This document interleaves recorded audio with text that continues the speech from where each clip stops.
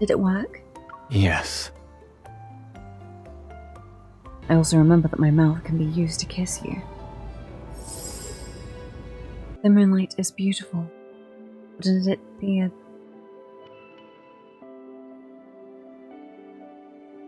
To keep him from finding more excuses, I put a sweet into my mouth.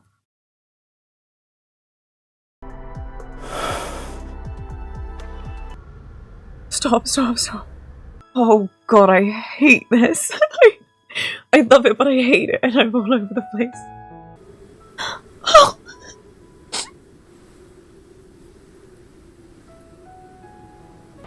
Oh god.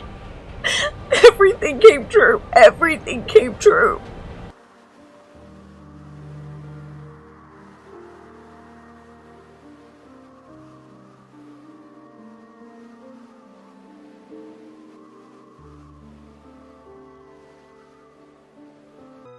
Right, we're going into part 6.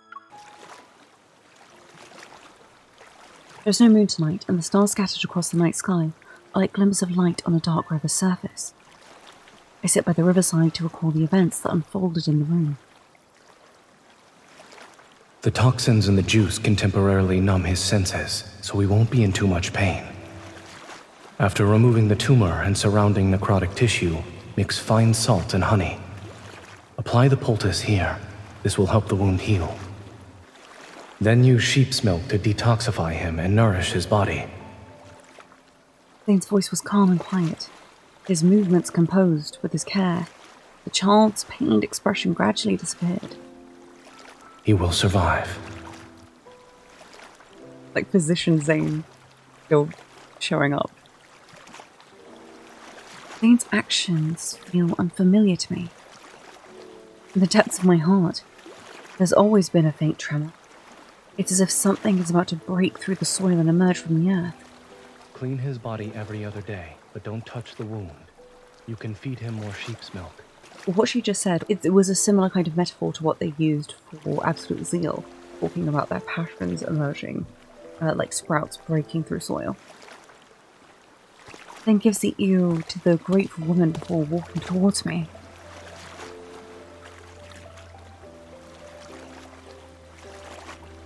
What are you thinking about? You're very attractive when you're a physician. I'm wondering why you brought me here today, and why you wanted me to see these things. I used to think that illness, like death, was unavoidable suffering. Everyone was born to endure it. However, it seems that's not the case. Illness doesn't stem from fate's punishment.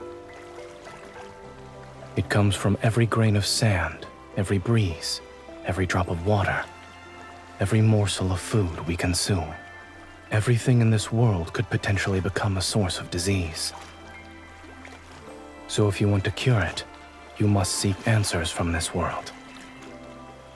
I've been saying Zayne is like the healer archetype. And it's like, obviously it's like, the healer archetype is not just someone who is literally healing, like a doctor or something. But even his destruction is a cleansing. Oh, I love this.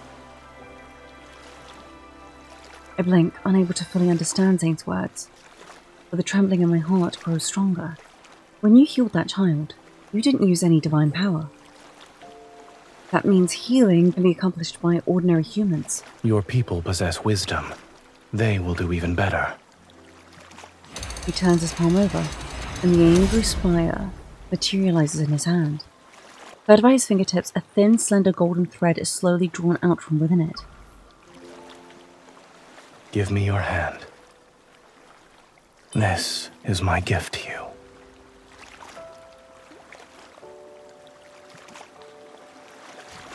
The winding golden thread extends into my palm and touches that crack. Your gift has a name. The Principles of Medicine. When the golden thread intersects with the crack, a brilliant radiance suddenly spreads across my vision. Tell me, what do you see? I see a vast expanse of flames. The people of Niava have lit bonfires. Listen carefully. Why are your people no longer cheering? I can't hear their voices. Beside the bonfires lie countless people with agonized faces, similar to that dying child's. They're convulsing, struggling, bleeding from their bodies. Black clouds buzz and writhe around them. They're pulling torches from the bonfires to chase after those black clouds. Then they set them ablaze. The crimson flames ignite the black clouds, and they soar and shriek as they rush toward my divine tower. The falling sparks transform into flames that lick the hem of my dress. I stumble backward and fall into the embrace behind me. Don't be afraid. I'm literally getting Master of Fate flashbacks. Look down at your feet. I lower my head and see countless newborn green plants growing. They wrap themselves around the steps and cover the raging sea of fire. People harvest them, draw clean water, preserve the flames, and sterilize sharp blades with fire. They do it in the same way Zayne did. All of this, everything you see, you can call it medicine. It's a tangible form of the principles of medicine. Knowledge meant to heal diseases and recover from plagues. The representation of what Hermes' staff, the caduceus, represents in the field of medicine from that Kiot is now further reinforced. Oh, I love this.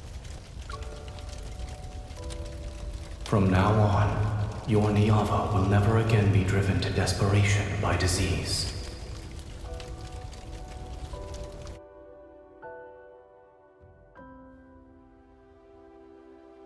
It's not long before an unprecedented plague arrives in Niava. I taught these principles of medicine to Zayne in the form of a divine prophecy.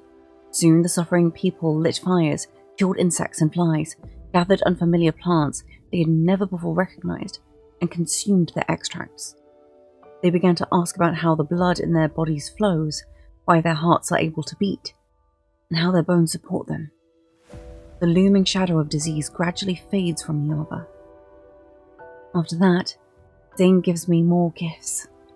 Okay, so this is already really echoing the whole thing with the conversation across time that happened in the base 4-star of Zayne NMC, like at the museum, which was again Egyptian themed. So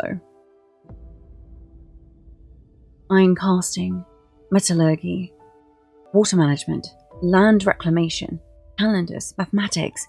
Each gift ultimately made life more vibrant through people's wisdom. So I wonder if these are things that he scribed because he's obviously seen other lives and worlds. The city-state grew stronger, and my Niava achieved a glorious prosperity that filled me with joy.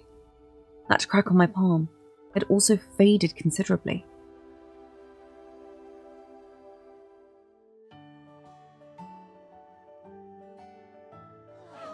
In the plaza before the Divine Tower, a massive statue of the goddess stands completed.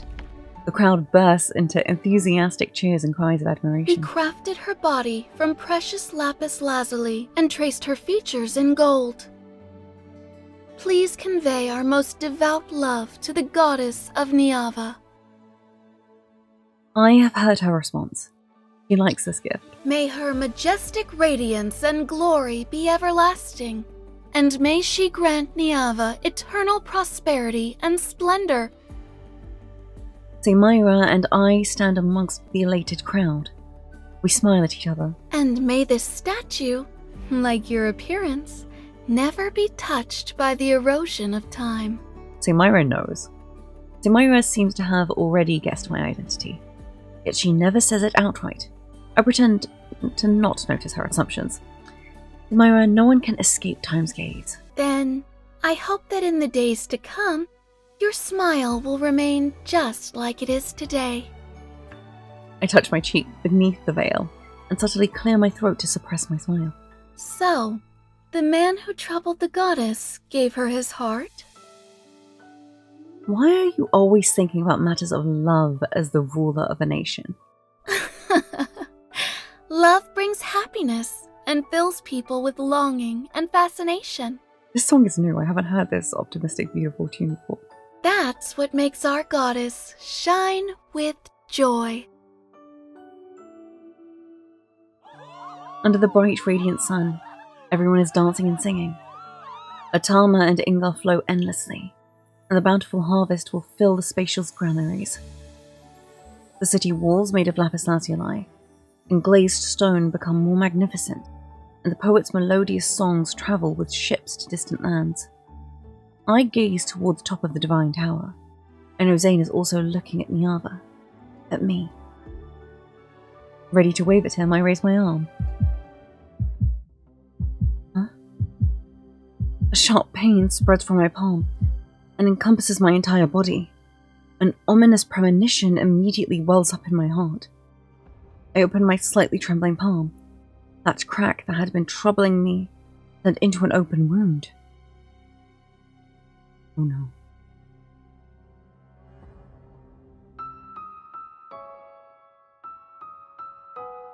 Oh no. Things were going so well. I don't want to do the next 3 parts. I don't want to do the next 3 parts. I was happy with how everything was going, and I would just want them to live happily ever after.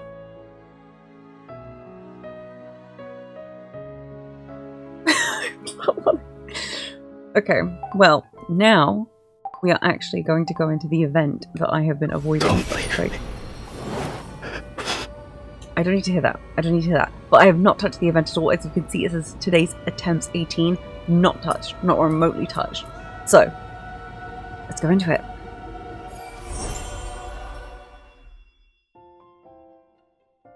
Ever since Zayne gave me the principles of medicine as a gift, Niava is no longer plagued by frequent outbreaks of disease. Okay, so this is perfectly actually timed. Thank you, Shion. Afterward, Zayne continues to give me gifts that are, in essence, civilization itself. And so Niava is no longer shrouded in darkness as it enters an era of growing prosperity and glory.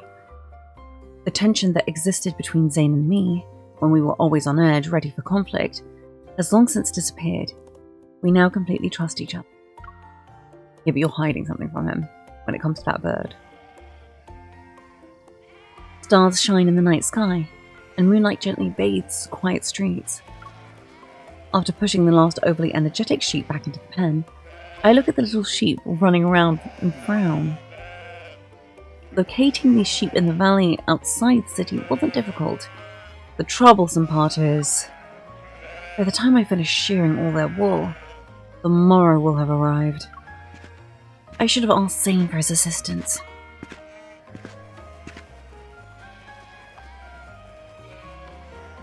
You need Zayne's assistance for what exactly? Why are you... Someone was awake in the middle of the night, and she grabbed her sword before leaving in a hurry, looking all fierce. I'm here to see what you were up to. They're so domestic. They're the rambunctious ones here. I point at the sheep in the pen who are charging and relentlessly bumping into the wooden fence. I was outside the city this morning when I heard a young shepherd crying. The shepherd said the flock was lost and the wool couldn't be delivered to the weaving shop in time. In other words, a passing deity heard the prayers of her people. Only half of the prayer has been answered. I need you to help me intimidate the flock for the other half. This favor you're asking of me is rather unusual. I move behind Zayne and push him closer to the pen. You may stand there with your icy demeanor of yours. Even the monsters from the Vastrian wouldn't dare to make a sound. These sheep won't be any different. I didn't say I wouldn't help you. Theatrics are unnecessary. You're already here. Hurry. Quiet.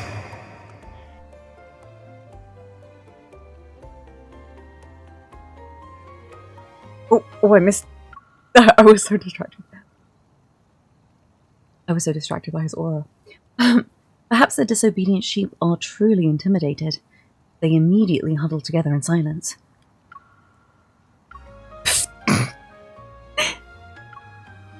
I've done what's been asked of me. Will that suffice? I'm afraid there's more. Hmm? I scoop up a sheep with the disheveled wool and shove it into Zayne's arms. Then I summon my blade. Hold it. I'm shearing its wool. Zayne MC Farmer Arc. The sword reflects the dawn's faint light. Night has disappeared in the blink of an eye, and Zayne skillfully scoops up the sheep at his feet. This is the last one. Shit. Ooh. The blade glides past the sheep, yet the thick clump of wool remains. The sheep, having escaped its fate, struggles. Zayne bends down to release it, then he runs his finger along the blade. It's dull. Sometimes, the softer something is, the more powerful it becomes. Like him. Sharpening the blade won't be difficult. However, if we go to the Divine Tower, we'll see that we've run out of the necessary materials. I remember the rare ores in Springwater. You brought them back some time ago. A thought flashes through my mind. Why don't we collect them together this time? The required materials are in various locations. Some places can only be reached by foot, and the trip itself will take quite a bit of time. I heard your divine statue is about to be completed, and there shall soon be a celebration. Shouldn't you stay in the Divine Tower? Assuming we combine our strengths, we can make it back before the celebration. Seeing that Zayne still hasn't agreed to my proposal, I sheath my sword and grab his fingers with both my hands. I give his hand a good shake. Let's go together, Zayne. Act cute. Let's go together? So even the goddess can resort to such methods to ensure she gets her way. Is it working? I let go of his hand, stand on my tiptoes, and raise my head to be even closer to him. Enlighten me then. Did it work? Yes. I love them. And it only works on me. The possessive element coming through. I love them. Okay. We are running through this, so. Alright. Is this the ultimate defiance? It didn't even make a dent. Okay.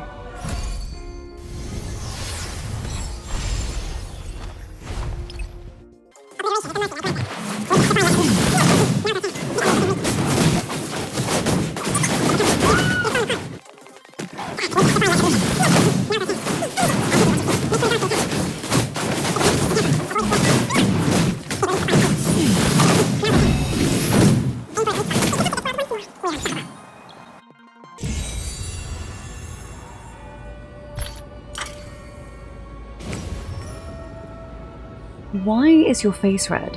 What did you just drink? It was something I got from the camel caravan traders. They say it's infused with a mysterious love spice. I bought a small bottle for you. Here. Love spice? What is its purpose? They say it makes you radiant. Also, the person you like shall love you more. The spice is effective for that first part. Judging by its scent, it's simply a pungent spice that promotes blood circulation. As for making the person you like love you more, I don't think you need any help with that. He just said he loves her. That's crazy. Oh, I love them. Also, they look so cute together. Oh.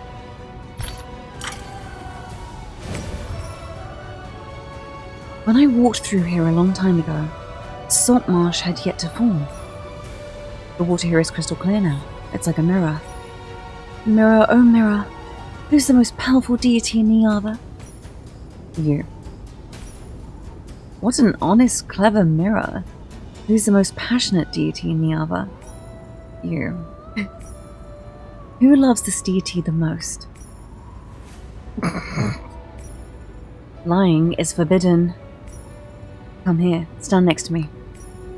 Can you see who loves you the most in the mirror? Winning. Winning. I love this so much. I love this so much. 2 odes to him loving her in like the freaking first 2 written parts. Gag. A certain person seemingly can't walk past some ripe dates. What do you mean by can't walk? Are you referring to me or the person on my back? Yes, I'm the one who wants the dates. Are you satisfied now? Oh.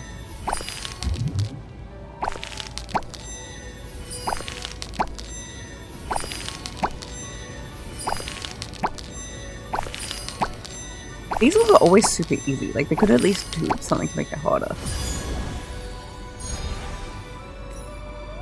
You carried me for so long. You should have the plumpest fruit. Your people will offer the finest goods to the goddess they cherish the most. I will as well. Oh, he adores her. Also, the piggyback ride is really adorable. We would have been buried by that sandstorm if it weren't for these ancient walls.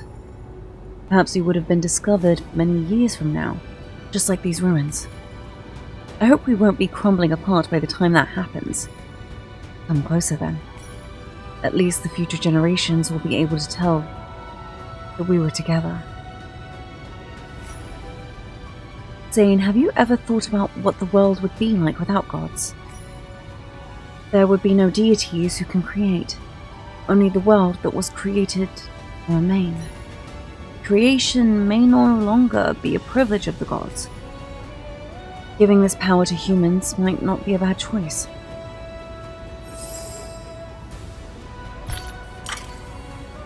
Oh, combat. I do find it interesting that they included 2 Forcia cards and then the card I was talking about. Yeah. Obliteration. He also makes a triangle when he enters combat.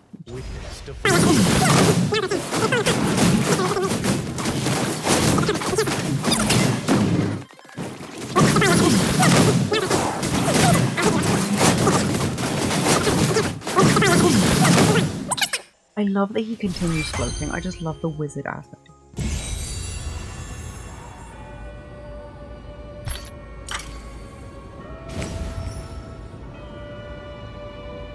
This broken clay tablet looks similar to the portrait I drew you. That's because it is. I liked it so much that I brought it with me. If I knew this would happen, I would have left it in the Divine Tower's treasury. Let's try to piece it back together. I'll help you. Oh, he made her a tablet of them. Like that, that's really sweet.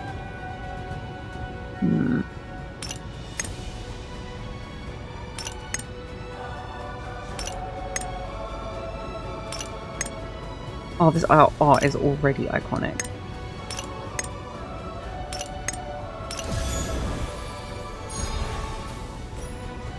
We worked well together.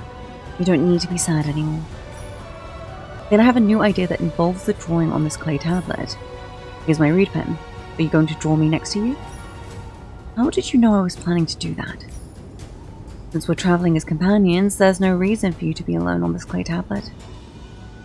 Also, she drew him in. Oh, that's beautiful. They drew each other.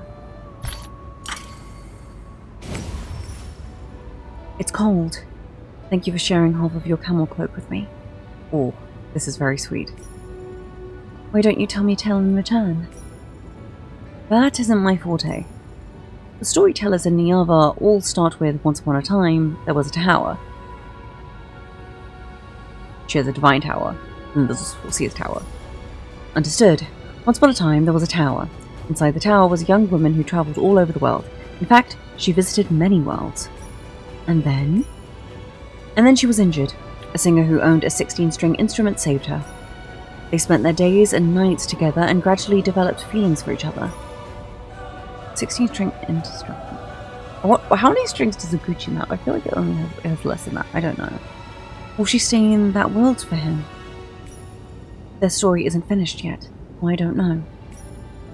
But love truly does make some people stop in their tracks. It can also give others more courage to set out on another journey again. Also, it's interesting because he's the one who's travelling to different worlds, and he's the one who's now stopped in Niava because he's fallen for her.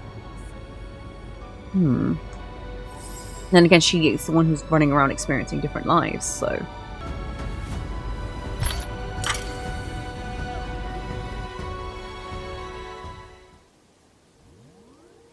Rare and precious minerals are essential for whetting my sword. Moreover, a blade tempered with the waters from the Meloqua Spring shall make my blade 100 times sharper. The Meloqua Spring lies deep within a hidden lush forest, and it takes us several days to reach it. The spring's water falls in droplets one after another.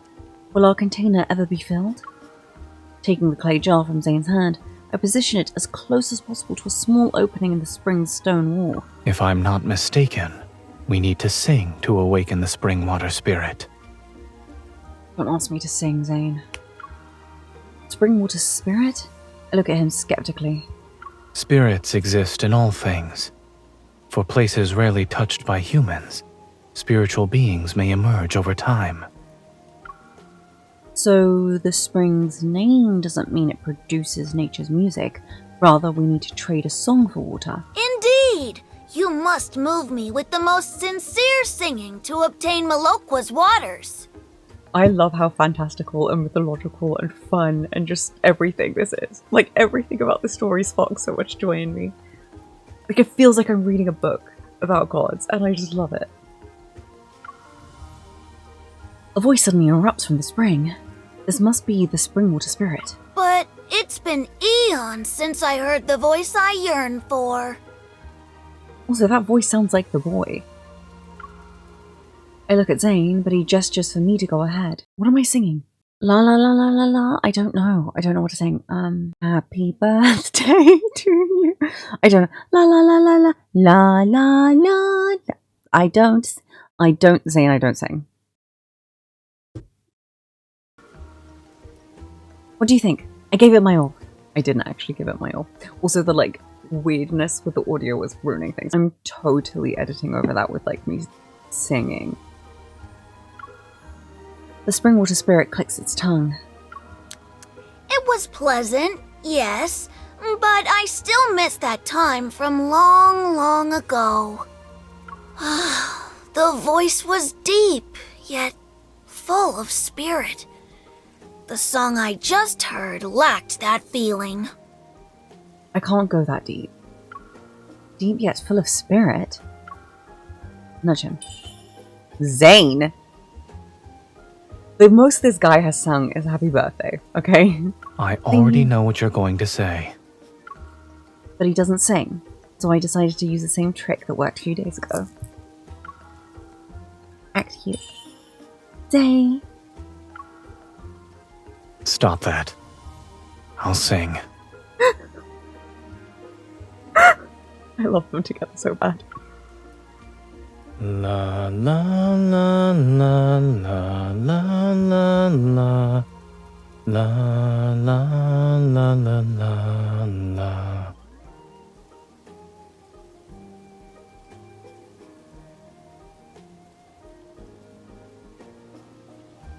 Okay, Zayne. Okay. Hold on, first of all. What do you mean I can't save it?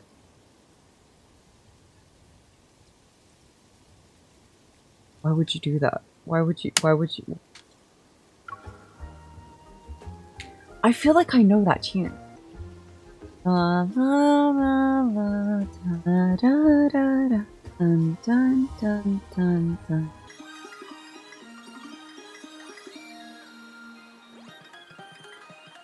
No way. Hold on. What's it called? Eternal Attachment? Is it his birthday? Did he just sing his own birthday song? I just sang Happy Birthday. That's so stupid. Well, I didn't sing Happy Birthday. I was going to sing Happy Birthday. It didn't happen.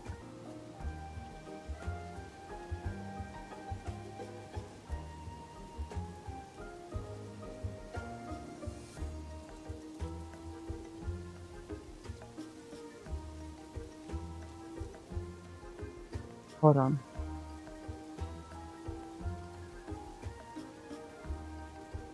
He sang his own birthday song. But the card is called Eternal Attachment. What did I say about the freaking timelessness? Oh, you sneaky. Oh, these writers are sneaky. Zayne stops humming, and our surroundings fall silent. A moment passes, then the stingy spring surges forth with clear water. Yes! That's the voice voice I've longed to hear. The spring water that had been trickling just moments before now flows endlessly. Endlessly. The clay jar is filled, and a question surfaces in my mind. Since the voice the spring water spirit heard was yours, why didn't you sing first? Zayne? I bent down and splashed the spring water at him. Zayne, you did that on purpose. I never heard the goddess of Niava sing before. I should thank the spring water spirit for letting me hear it today. You're impossible. He pauses for a moment before tidying my disheveled hair. In any case, I think I'll remember your voice for a very, very long time.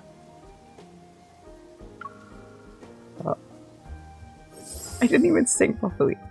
It's like freaking turning 3 a.m.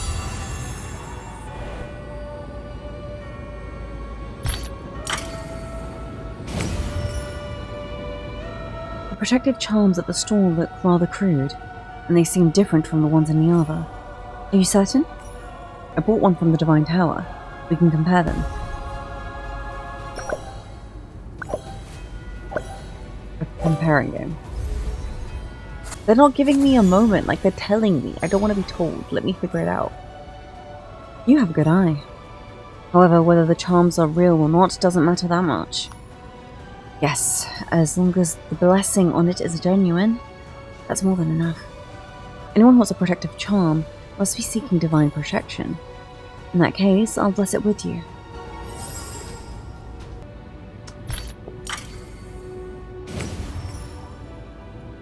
You've already tried using several different divination materials. What have you discovered? Considering how much you love sweets, your teeth are going to get worse. Then why don't I help you do some divination? What do you see? The result. Your divination is inaccurate. If you became a fortune teller, your prospects would be dim. I've told you this before, Zayne. Mouths are for eating, drinking, and... How strange. What else can they do? I can't recall. Do you remember? They can be used to say kind words. That's not what I meant. Oh, so you do remember. I also remember that... I also remember that my mouth can be used to kiss you. They're crazy. They're actually crazy. They're crazy. They're crazy. Oh, combat.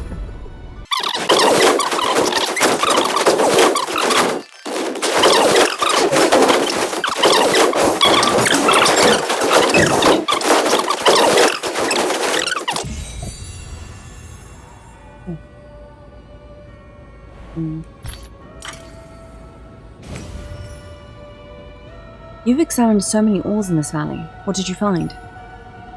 It doesn't look like there's a single piece that can be used to repair my blade. Perhaps your touch is too superficial. I heard that if you touch something for a long time, you can determine whether or not it belongs to you. What is your hand doing? Touching you. You didn't finish that sentence. The second half is, the longer the touch is, the easier it is to develop affection.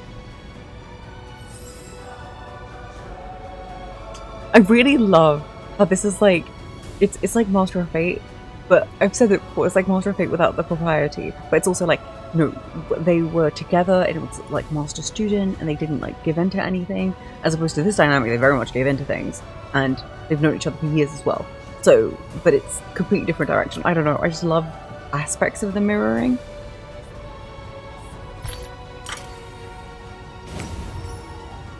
Why can't I row anymore? We're in the middle of the river. It seems some legends are true. Every boat that passes through this area sinks to the bottom. I don't believe it. With our abilities, the water has already risen past your ankles. Quick, scoop the water out. I'm afraid it's pointless. The boat is sinking too quickly. Zayne, we'll hold our breath. What? The water has only reached your waist. Stand still. What? Wait, what is going on? Wait, what? I need to read that one again. I don't even understand. I feel too stupid. Like, they're just sinking? Oh. No calamity shall enter this world. Witness divine retribution. No sin shall be forgiven. Let's take it down first. Those are chance.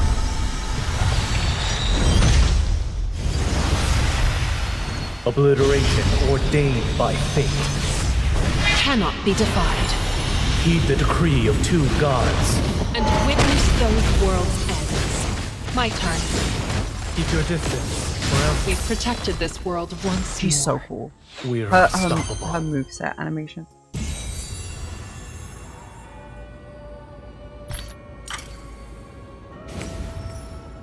Spring water, ore, and the forge is roaring flames. Everything is ready. Zayne, let's start. You want to work with me? Of course. If you're too busy to help me repair my sword in the future, I can do it myself. Alright, let's work together to restore it this time. Okay.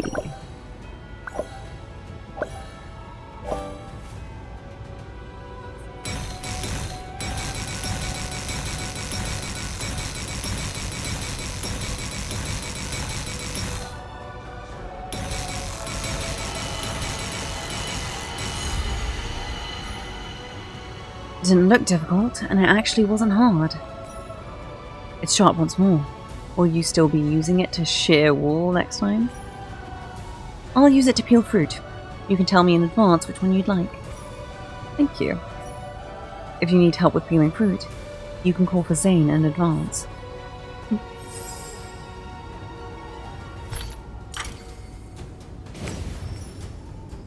What's this? A new blindfold?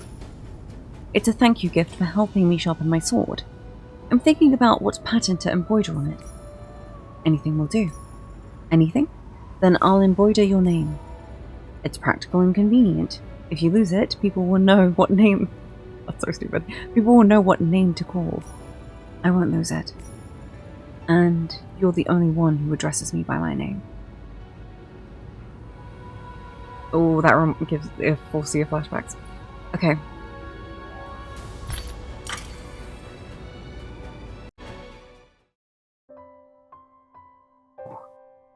My journey with Zayne comes to an end, and we return to the Divine Tower. Sharpening the sword isn't a difficult task. While waiting for the blade to cool, I make my way to the tower's treasury. This journey yielded a bountiful haul, and the wooden shelves designated for storage are quickly filled up with the bottles and containers I brought back.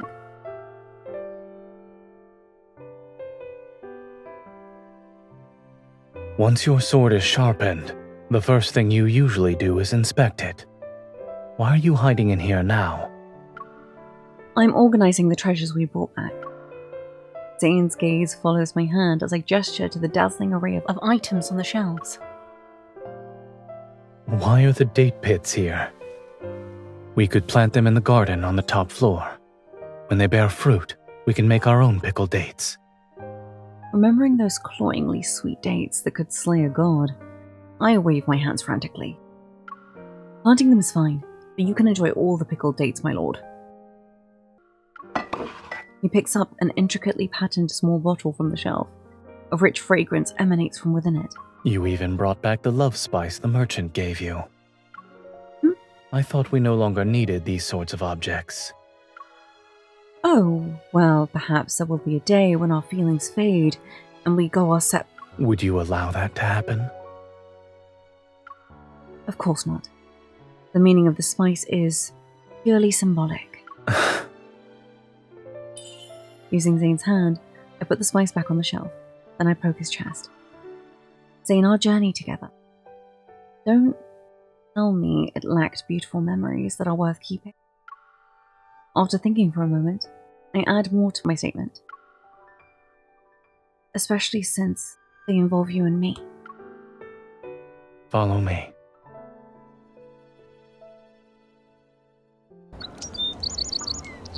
This has been a really happy, bright event.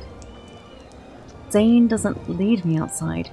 Instead, he brings me to the garden at the top of the tower. The sunset playfully paints over the city gates lapis lazuli like a glaze. The evening breeze caresses Zayne's brown eyes. Although he senses my gaze, he doesn't look at me. Didn't you ask if I had kept any memories from this journey? He points toward the land beyond the city. Outside the city lies a grove of date palms. That was where someone deliberately fed me unripe tart fruit. On a night when the wind howled, She shared a camel cloak with me.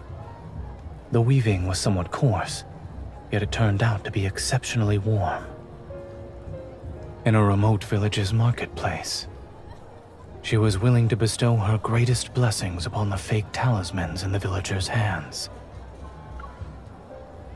Deep within sandstorms lie ruins, and it was there that she told me the act of creation may no longer be a privilege of the gods one day. Zayne lowers his arm. From the dense forests, rivers, and canyons, to the deserts, marshes, and mountain ranges, the memories that belong to me are in the places I've walked with you. Then promise me that in the future, you shall walk through even more places with me. He lowers his gaze and doesn't immediately answer. When we carved our names on the Destiny Stone, you promised you'd make every one of my wishes come true. I promise. Our footsteps will travel through many, many more places. It shall be no different than what we've done before. The night softly colours Zayne's expression and makes it gentle. Hearing his promise, my unease from waiting to hear his answer disappears. There is one memory you miss. Oh? Shouldn't you remember the night we spent shearing wool in the city? It's the beginning of our journey.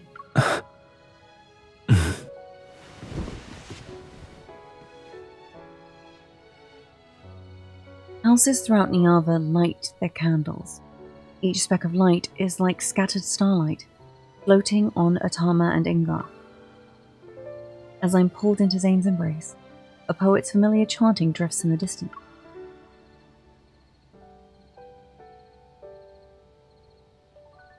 O goddess of Niava, she is the most brilliant aurora beneath the heavens. Her graceful figure sweeps across the vast white salt marshes and crimson ridges. Her footsteps traverse the burning sands and rivers, the dense forests and valleys.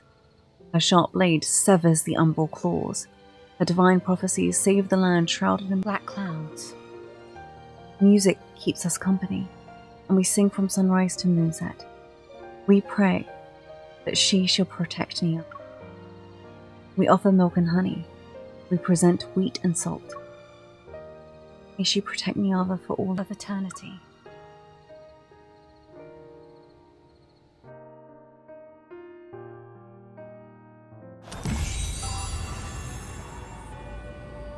What only he remembers. That's a very ominous... Stunning. But now we have that, we can finally listen to it. I really liked how wholesome that event was. But the thing is, like... there was like an echoing angst that was quite loud in terms of Raphael and Xavier's events. And Xavier's especially so, it was a bit more explicit. For this, I can feel an undercurrent, but it's generally very pleasant and optimistic, which is what makes me even more scared about what just happened in the actual myth. But before we get into that, we are going to be going into the secret times. A great irony just occurred with me doing the event chapter, as I just hit 203. I'm just as addicted to stepping out of line as you are. What I really liked about the event, though, what that final part further echoes the aspect of them traversing multiple lives together and just always finding new places, because that's literally what they end up then doing for a Jasmine field's worth. So, finale's perpetuity. As your souls intertwine, you soothe his unbearable pain. Right.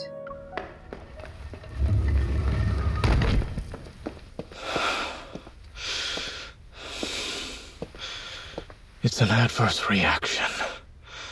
And no, this isn't the first time.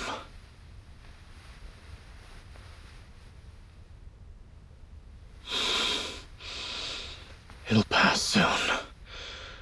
There's only lingering pain at the moment.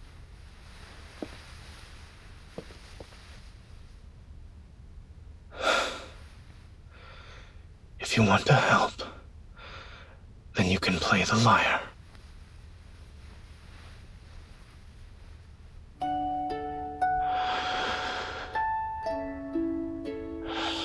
Oh, is this while they were in the proto? The melody is beautiful, but its effect is limited. Yes, there are other methods. Just like this.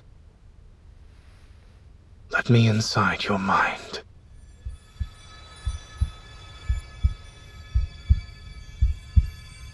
Tightly hold my hand. Now, feel me.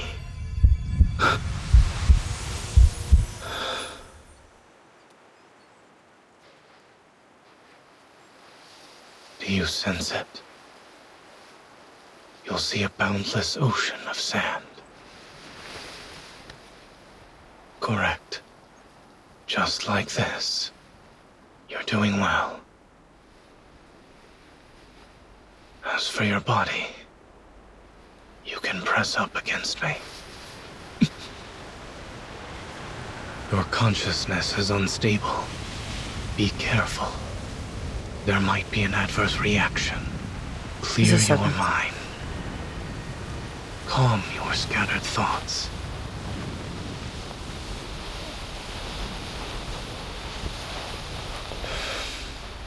Yes, it's the same for me.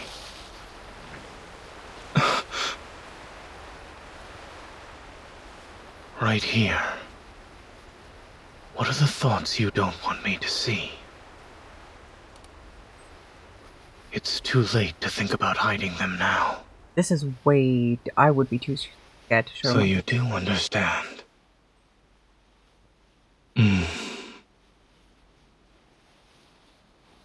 It doesn't hurt as much anymore.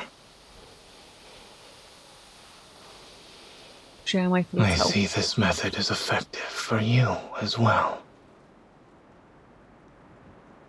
Sand. It can also melt at some point. No? Wanting to stop on a whim. It doesn't seem like you're sincere about helping me alleviate this. Always calls her out. Stay. Being able to suppress an adverse reaction doesn't mean I can avoid the pain. My discomfort hasn't subsided yet. You said you wanted to help me. In that case, prove your sincerity with your actions. I'm so lost.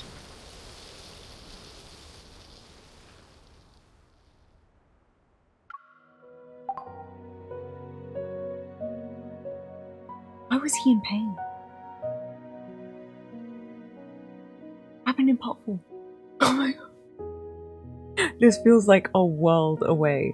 Is this like during the sand moment? I think this is during the sand moment. Okay, just having like a spirituality moment. I think I have to sit with that one a little bit more. I think it was, yeah, during that moment in the sand. Probably, you know what? I actually think that was really good. In the sense that they had to grow to be a bit more emotionally, mentally, to reforge their connection. And it was during that time of adversity that they were able to come back and create something stronger. So I do like that. And of course, intimacy being the basis of their relationship, because obviously they can be more honest with themselves in that regard. It does work. Right, part 7.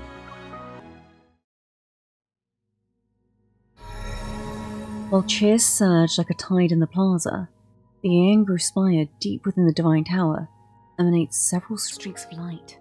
Right, yes. So, we're back in this situation, and it's not looking good for her.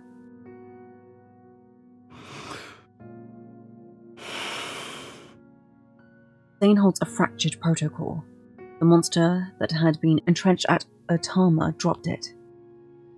At the time, he followed the angry spire's divine guidance, and travel to Atama's source to destroy the magical array he had once created.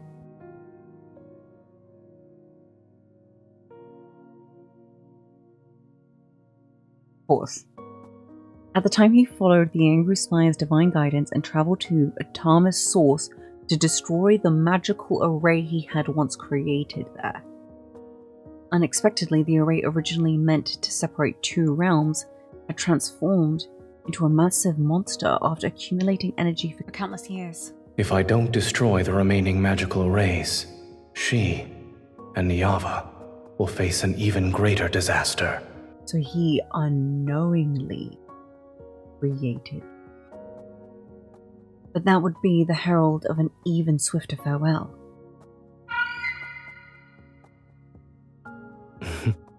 Why are you sad?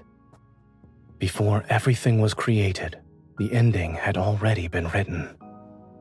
For her, its early arrival should be a better fate. What the hell are you thinking? The golden Yuzu softly calls out as it flies away from Zayne's finger. It once again disappears into the Angry Spire's Rotating ring of light.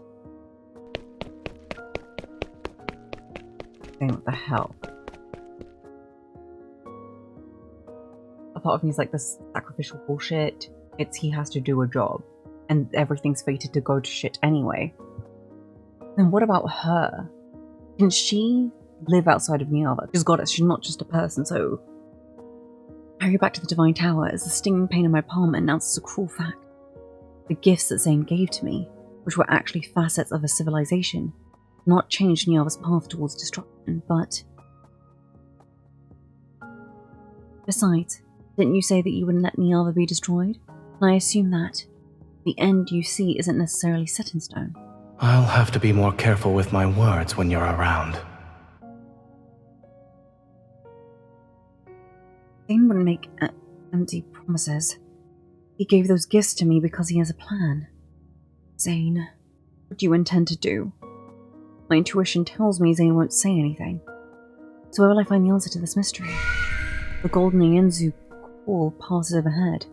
Following its shadow, I spot the Angry Spire in the distance. I enter the Angry Spire. The mark on my palm appeared after I accidentally entered it. If I enter the Angry Spire again, will I discover something new?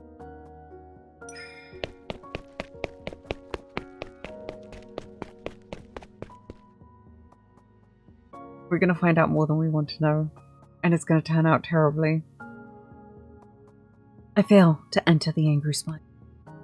An invisible barrier blocks my path, and the runes that appear on it bear the same pattern as Zayne's golden ornament. Perhaps I need to obtain the key that opens it from Zayne.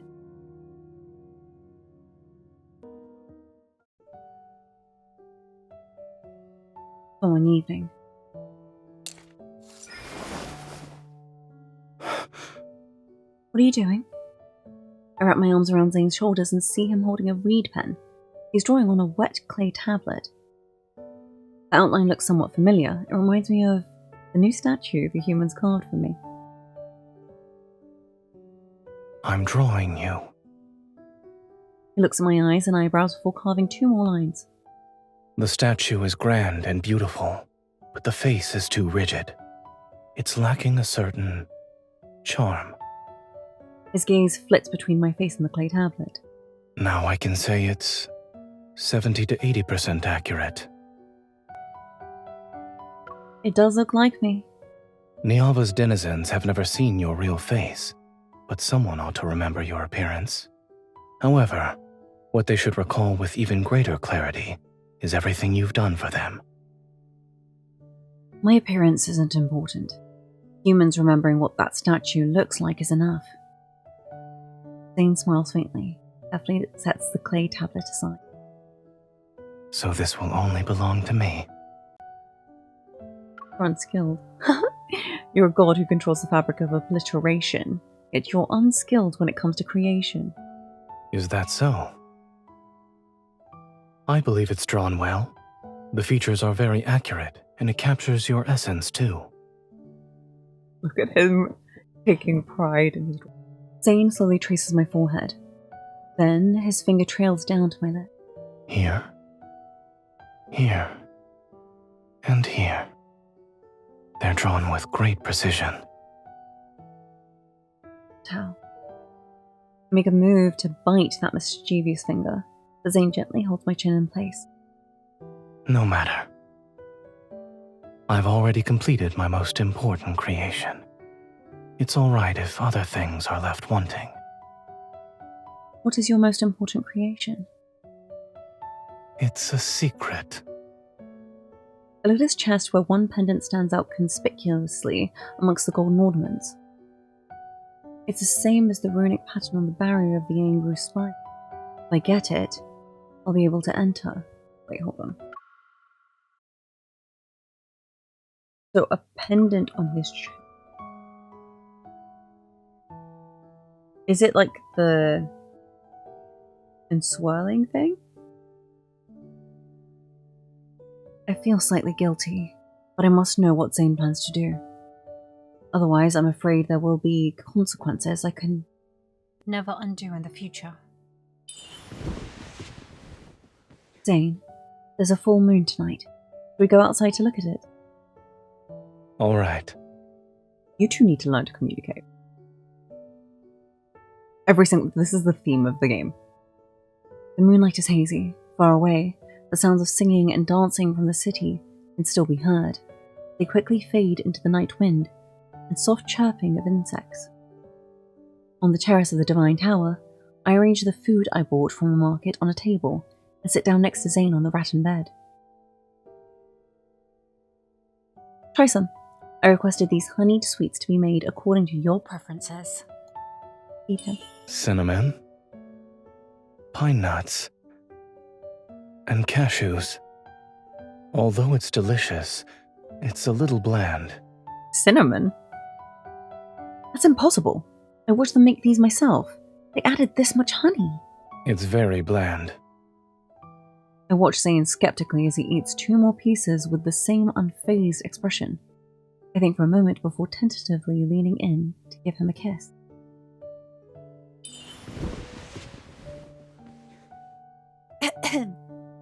You're lying. It's so sweet. I scramble to find water, but he catches me with one arm and pulls me back. Aren't we admiring the moon? What did I say about their romance and being linked to the moon, and the moon being a representation of their romance? Like, The water is over here. once I drink it, he continues to hold my hand and allows me to rest against his chest as we appreciate the moon. The pendant is right before my eyes, its radiance so bright. But it almost hurts to look at. A long time passes. Then I take a deep breath and finally make up my mind.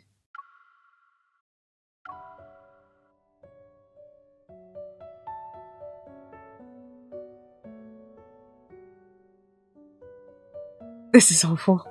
This situation is really bad. I think I'm gonna go make him intoxicated first and then we'll seduce him. This year's grapes are sweet and plump. The fruit drinks made from them taste refreshingly sweet, and the orchard owner bragged about them for a long, long time.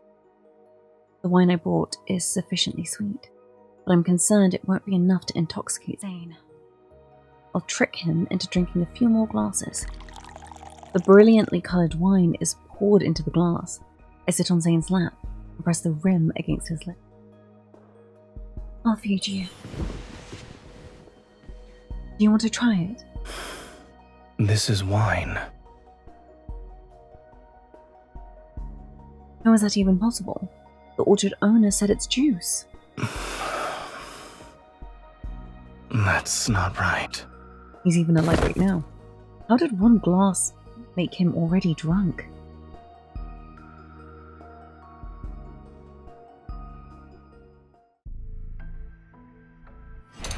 After helping Zayne settle into a comfortable position, I carefully remove the pendant and approach the Angry Spire. Okay.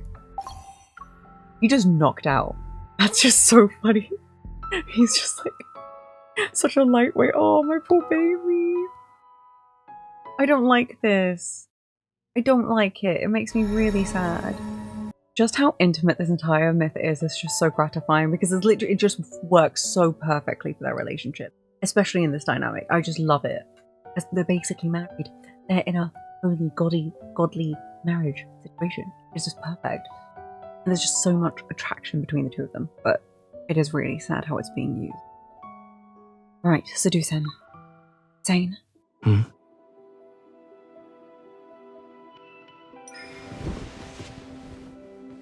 The moonlight is beautiful. Wouldn't it be a...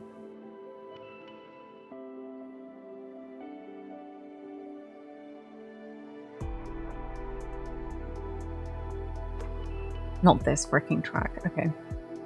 The moonlight is beautiful. Wouldn't it be a bit of a waste if we didn't do something? He's caught off guard, his gaze drifting to the places my clothing conceals. Your body is... Does it only have to be when my body is on the verge of collapse? We're outside. That's never stopped you before. The Divine Tower in its entirety is mine. And you also belong to me. Does it matter? To keep him from finding more excuses, I put a sweet into my mouth. He's crazy. To keep him from finding more excuses, I put a sweet into my mouth, wrapped my arms around his neck, and leaned down.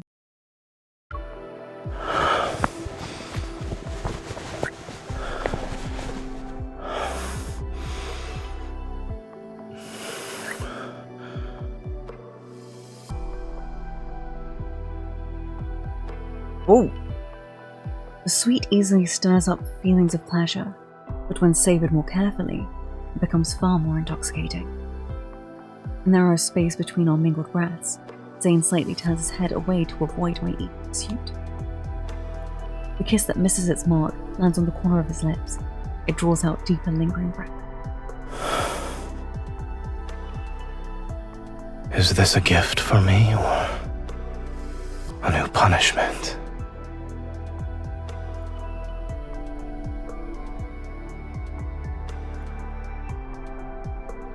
I lower my head and rest my cheek against Zayne's shoulder.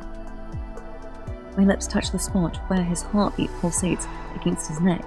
With every syllable, oh no, my low power mode. With every syllable, I can feel his skin become damp beneath my breath. You want me to stop?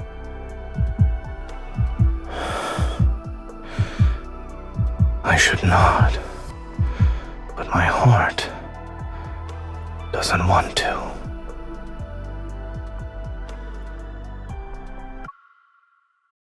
His arms that are wrapped around my waist tighten. Silent waves surge and churn in his eyes. They scatter with the fine golden flecks from the candlelight. Zayne.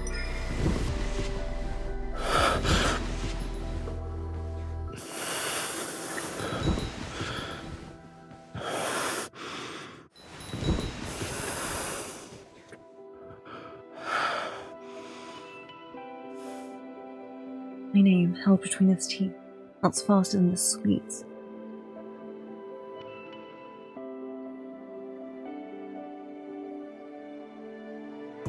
No myth is... My name held between his teeth, melts faster than the sweet on our lips and tongue.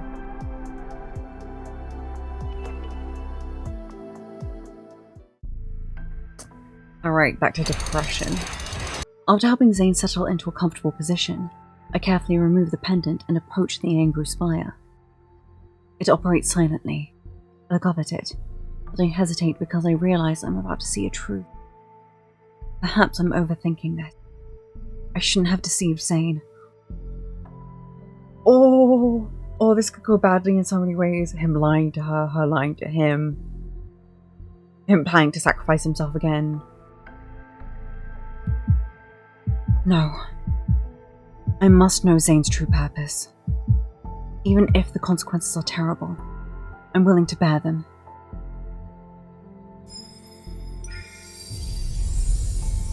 When the pendant touches those runes, golden flames spread out from the angry spire and envelop me. My vision blurs, my consciousness falls, for the golden light and the cracks of the world open before my eyes.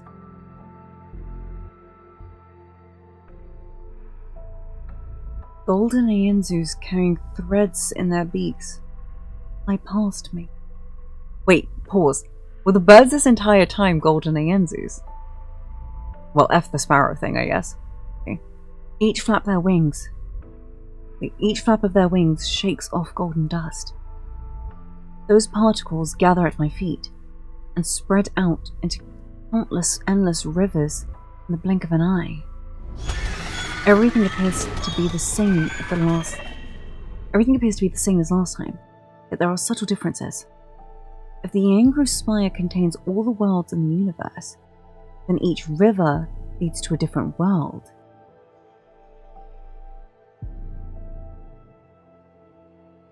Wait, pause. Is the spire like the precursor version of the library? But I'm not sure which river I should step into. I look at the wound on my palm. I hesitate for a moment before cutting it. As fresh blood seeps out, one of the golden Aenzus turns towards me. The river it guides also pauses for a few moments. It's that one. Step in.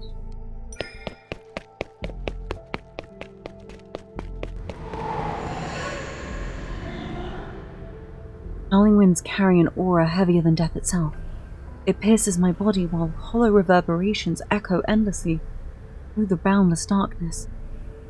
Between jagged mountain ridges, a massive stone gate blocks the winding gravel path before me.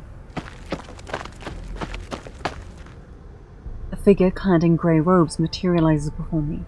After circling for a moment, the golden Aenzu lands on his shoulder. Deity who has trespassed into Everlost. Listen to the Gatekeeper's counsel. Your footsteps can go no further. I seek whatever lies behind this stone gate. Please don't block my path. He looks at the pendant I have. Its light now dim. You're not the first deity to set foot here, but Everlost shows no mercy to visitors. He's calling her a deity, but Zayne was like a supreme god. Are you referring to the owner of this pendant? His divine miracles once shook this realm. What did he do before? Zayne has been here. His power has grown weak, and that supreme god is about to meet his end.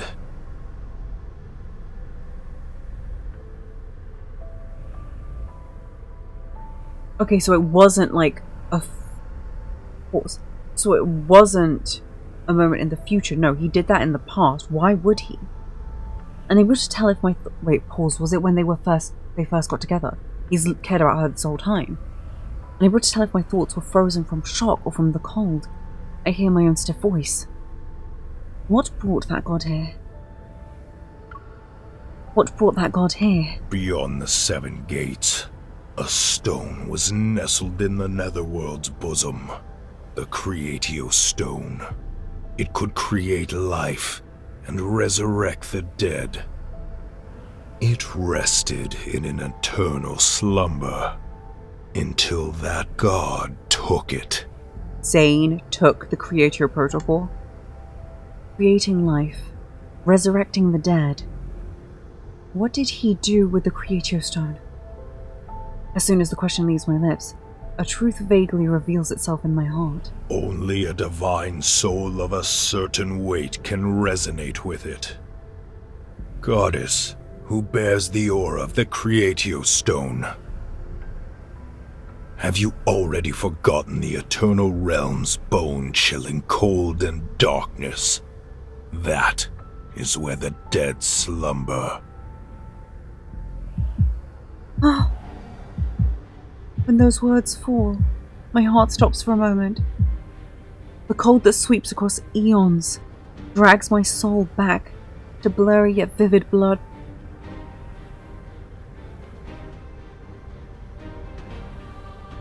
I can't believe this is happening. I can't believe this is happening. It's like what if I'm understanding this, it's kind of like, it's not reversion.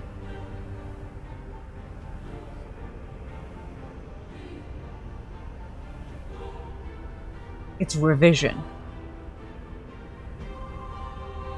The cold that sweeps across eons drags my soul back to blurry, yet vivid bloody memories. The pain one could feel in their bones at death's doorstep, suffocating darkness. I can't remember anything else. It's fine. There's no reason to be afraid of the death that has long since passed. I steady my breathing only to realize something. Zayne. He knows how I died. That's why he resurrected me. It seems our fates were already intertwined long before our first meeting in the Ava. What price did he pay? The Creator Stone is precious. When he took it, he must have paid an equivalent price. I could almost see the heavy stone gates slowly open. The familiar figure enters without any hesitation. Saying, what price did he pay to resurrect me? What did he lose? The grey figure's sighs are like the murmurs in one's sleep, a lament sung for those who never return. Goddess who has been resurrected, if you dare to endure the gaze of each stone gate and withstand the erosion of darkness, I can let you witness it with your own eyes. The past that has long been obliterated. Zayne and DAR had a dream of him in robes. We assumed it was foreseeable. What if it was the god of Annihilation? That was already something that we were thinking about, but now, if it was a timeline he himself erased, are we witnessing that timeline? I'm willing. The weakened golden Yanzu screeches and lunges at me. A sharp feather heads straight for my eyes. The pain is more unbearable than death itself. I dig my nails into my palms and barely manage to keep myself from closing my eyes. While I'm in a daze, the golden Yanzu seemingly carries me through the mist-dark barriers. It soars to those looming layered stone gates. White bones dance wildly, rivers of blood boil, and thorns leave criss-crossed bloody marks on a body stripped of power. I see that his figure silently passes through one massive stone gate after another.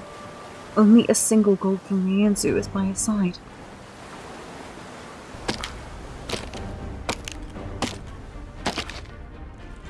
Warm blood splashes onto colourful flowers that rest on countless bone fragments beneath his feet. It's quickly absorbed. Countless greedy whispers echo around his ears. They wait for the moment he falls so they can devour him.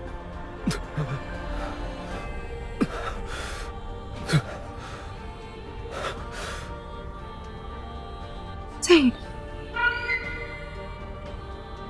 You shouldn't have followed me here. My power is about to be consumed by Everlost.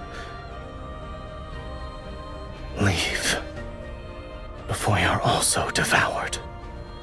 Don't go any further. It's as if my spirit possesses the bird by his side. The words I speak transform into shrill bird cries. I'm unable to help him. Zayne looks at the void. Not far off, a brilliant yet ice-cold lapis lazuli sits on one end of a scale forged in gold. It weighs the scale down, while an empty pan on the other side waits. That's the Creatio Stone.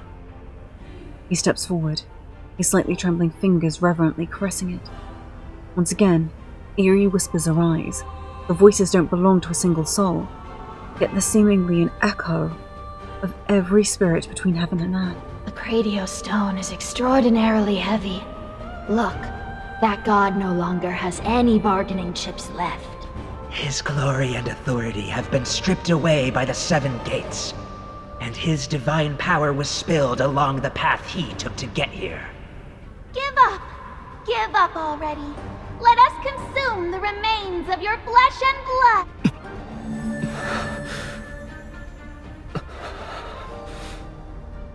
His remaining power coalesces in his hand. He places this faint glimmer on the other side of the scale, yet the beam doesn't budge. It's not enough. It's not enough. Nothing is more precious than the Creatio Stone. In his palm, a mass of fresh blood swirls like crimson mist to become another weight on the scale. The golden beam tilts ever so slightly before returning to its original position. That's enough, Zayne. My words can only become the Yazu's mournful cries. Sorry. Then his hand moves to his own heart. Stop. Stop, stop, stop.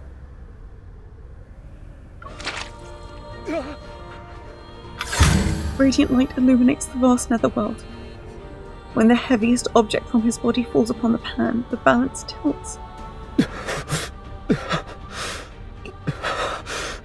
I shall exchange this for the Creatio Stone. I will give her a new life and a place to rest.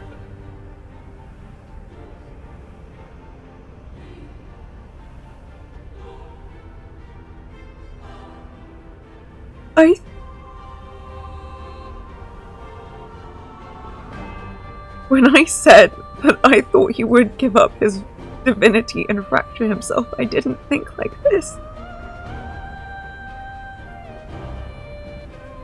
Translucent gem falls into Zayne's hand as he struggles to take out another equally brilliant crystal formed from fresh blood. The crystal slowly melts into warm divine blood and drips onto the gem, whose colour is like lapis lazuli. A long time passes, and the first heartbeat emerges. Death shall no longer be our destiny this time.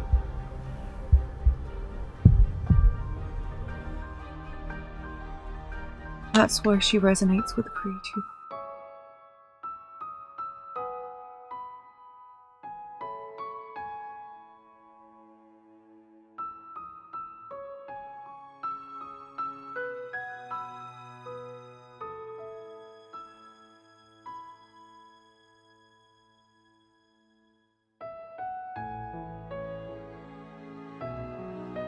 And she thought this entire time he didn't care.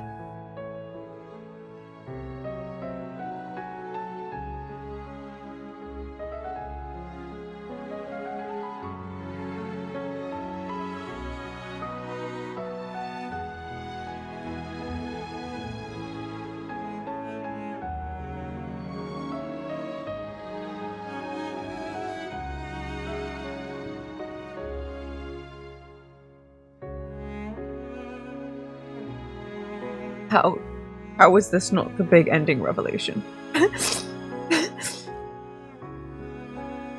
How is that not the finale? And you're telling me I have to go through another 2 parts?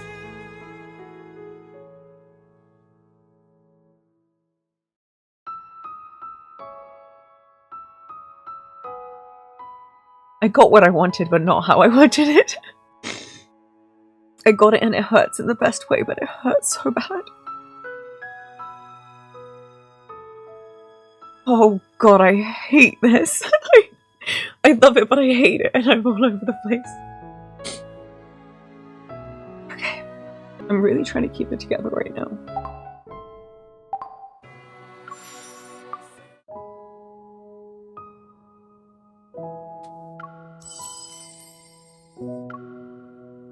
Right, so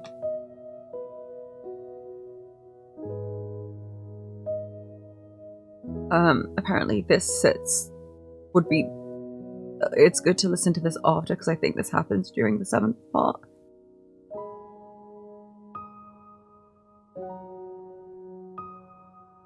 I swear to god, if this is meant to be this like smutty one, I should have just like midway been told and then gone and done it, because I'm too emotional right now. Finale's ache. Discover the flavors you crave in a place just for the 2 of you.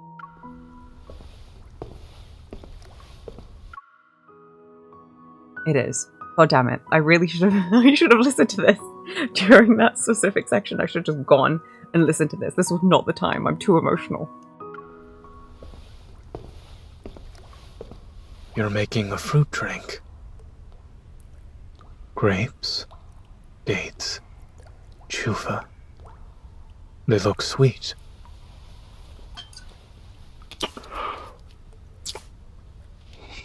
Why did you feed me a grape?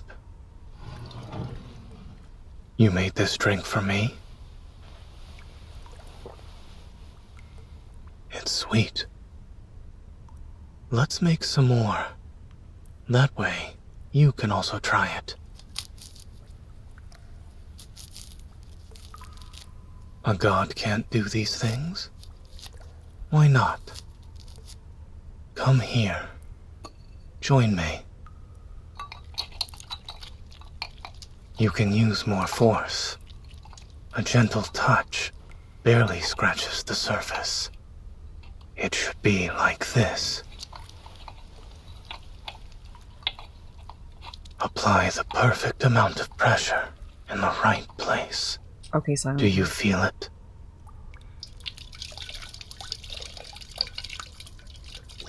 Do you want to taste another flavor?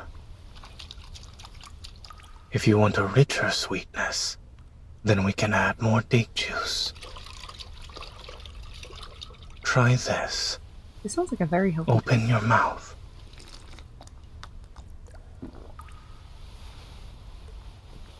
It tastes just like me. Is it similar to the drink you made? Or is it more like the flavor you tasted? You can't tell using that method. Even if I had obtained more flavors, they'd be on my body, not on my tongue. However, someone could have sneakily tasted it while making the drink. That's why I suddenly remembered the flavor.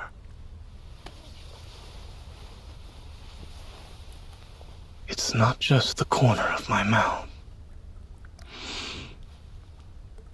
What's on my hands is stronger. From my palm to my fingertips. Do you want to try again?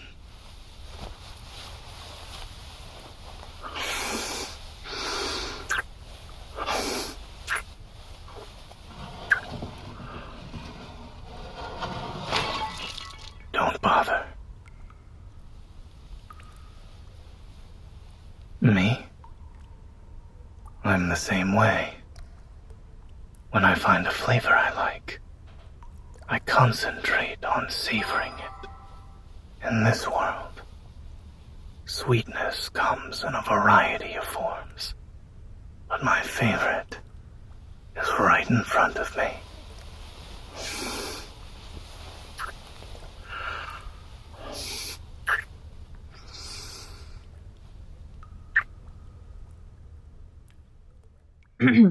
So, I find it interesting that his is so short compared to the other ones. Well, to be honest, they weren't that much longer, like maybe a minute more. But I think it's also because Zayne's had a hole kindled. Maybe that's why. But I feel like a lot of, like, both of his secret times are shorter. The myth is shorter. They released it extremely late. Don't even get me started on the schedule. Don't even get me started on the schedule. I will say this much. That rerun should not have happened when it did. But okay. So, that was...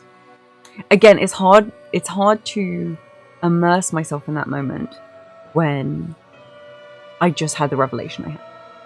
And everything hurts. So, well, that was a short interlude. I'm sorry, I'm still stuck on... He gave his... And his heart was weighed worthy enough compared to the Creatio Protocol. The protocol of creation. It was Zayne's... Wait, pause. Didn't I say... But no, that was... Did say if it was hit, like it could have been his, or like it... Again, never really thought it would be like this. It just works out so perfectly that he's now a cardiac surgeon. Love. Evil. He can't control his love. He goes this far for love. He promised that they would carry on meeting again, and they did.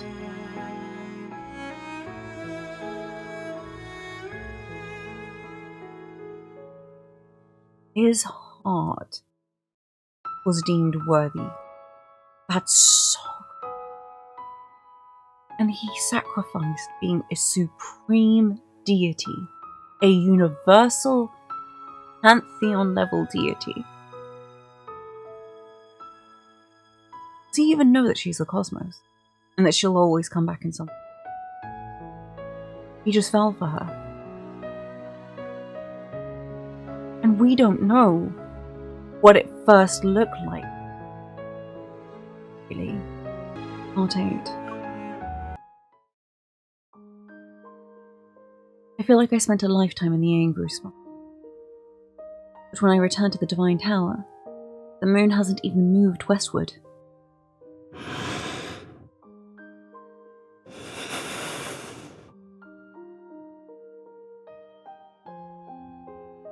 Carefully placing the pendant back, I can't help but gently smooth his slightly furrowed brow.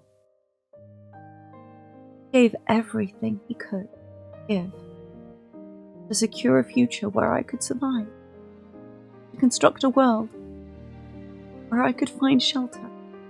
Oh yeah, I forgot. Did talk about constructing a world, didn't think it would be like this. Now this world is in danger, and I will perish along with it. I am certain he shall pay another devastating price to save me.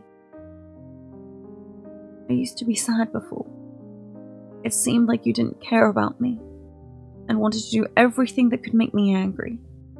But now, Zayne, I regret it. These words aren't spoken aloud. I rest my head over where his heart is. I would prefer it if you never liked me. I'll stop you this time. I'll face my fate, Niava's fate, on my own.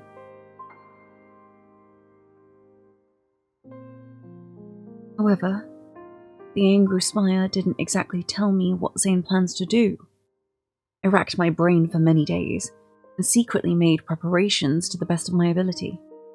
Although I wished Zayne was more straightforward and told me everything, he never gave me the answer I wanted, no matter how I tried to probe it indirectly. So when Zayne suddenly invited me to go to the Vastrian, that day has arrived. A premonition of separation, an indescribable melancholy welled up in my heart. But I put on a carefree smile. All right, let's go.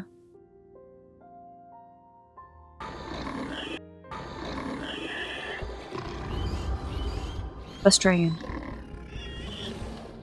Having seen it countless times before, the Vastrian is the same as it's always been. Dust and sand fill the sky, and black mist enshrouds everything. Yet Zayne stands by my side and fights alongside me to eliminate monster after monster. When I asked you before, you said the Vastrian couldn't be destroyed yet. Is today that time?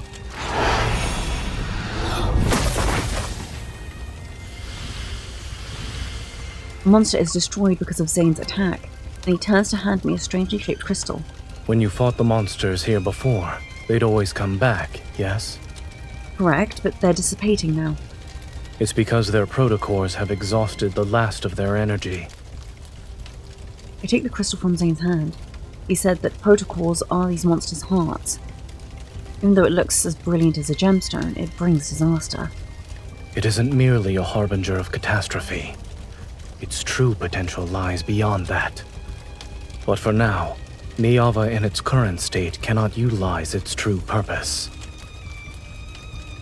Must I wait for another time? He doesn't answer me again. I take a deep breath and channel a small flame of frustration rising in my heart into my sword. I slash the next monster.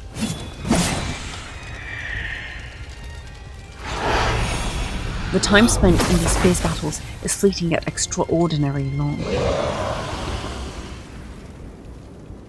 The last monster is annihilated. In the blink of an eye, the black mist and thorns vanish. The corrupted land that once brought countless disasters to Niava is seemingly swallowed up by an invisible vortex. I should feel a sense of relief, Yet the heavy feeling in my heart hasn't lessened in the slightest. The ground violently shakes, and our surroundings ripple with invisible waves. They grow larger and larger until the first crack appears at their center.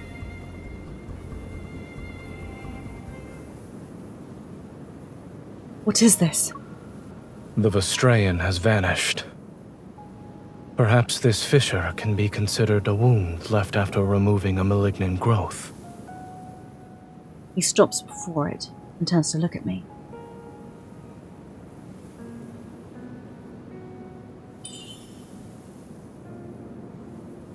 Let's go.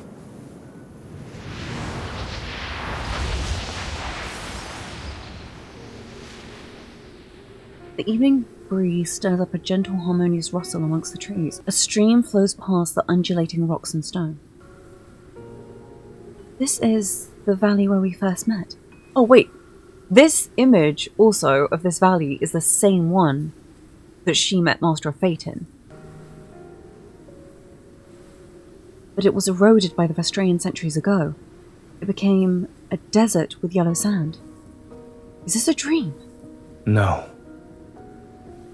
Zayne holds my hand as we disturb the babbling water. It's cool. I can feel every strand of water flowing through my fingers. I remember you saying you wanted to claim me as your own when you first saw me.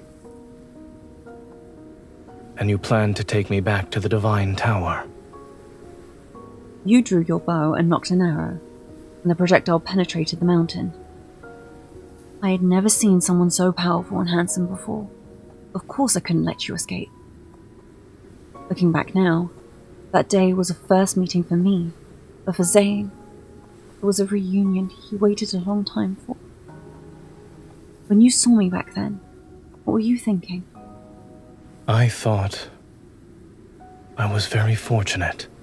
The first person I encountered in this world was you.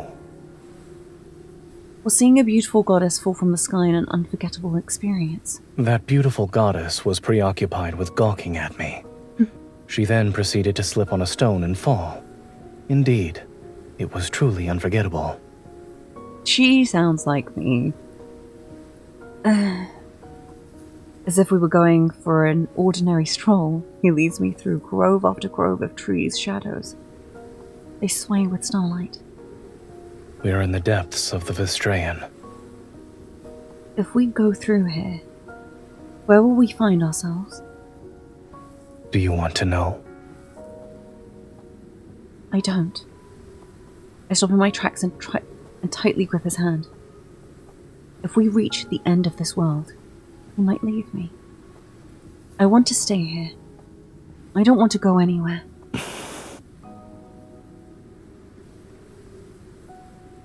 Then let's stay. I also don't want to go anywhere.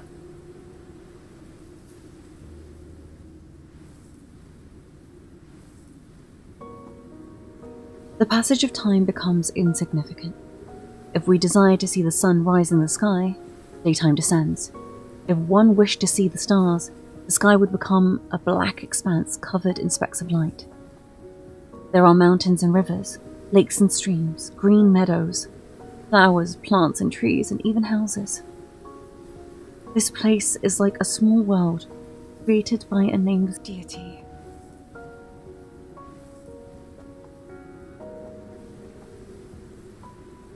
It was once made for me and Zayne, and we're the only two living beings here. Zayne and I have never been apart for every moment we've spent in this space. Even a deity in this world unknown to anyone would willingly become an ordinary person driven by love. I'm still trying to use every possible method in our brief time to hold on to Zayne. I attempt to glean any hint or clue from his words, but he continues to look at me with his calm, gentle gaze. He doesn't say anything.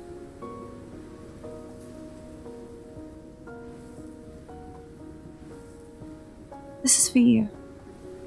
I place a clay figurine made from river mud in front of Zayne. So that's why you were digging up mud by the river for several days. He takes the figurine and examines it carefully. Is this me? It resembles you, no? This is the most handsome one amongst all the clay figurines I've made. I thought you would make a pair. I actually did try to do that, but I kept breaking.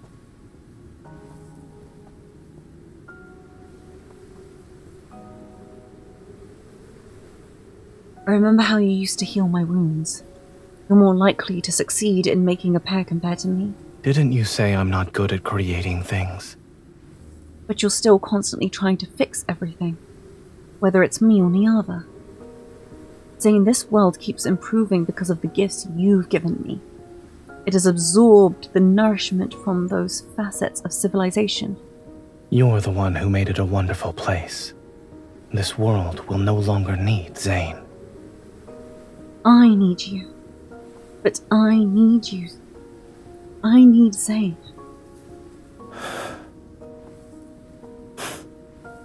Our surroundings are quiet for a moment. Did our time here make you happy? If it were possible, I'd wish everything was like this for all of eternity. If it were possible, would you be willing to stay here for all of eternity? I nod. Then I shake my head.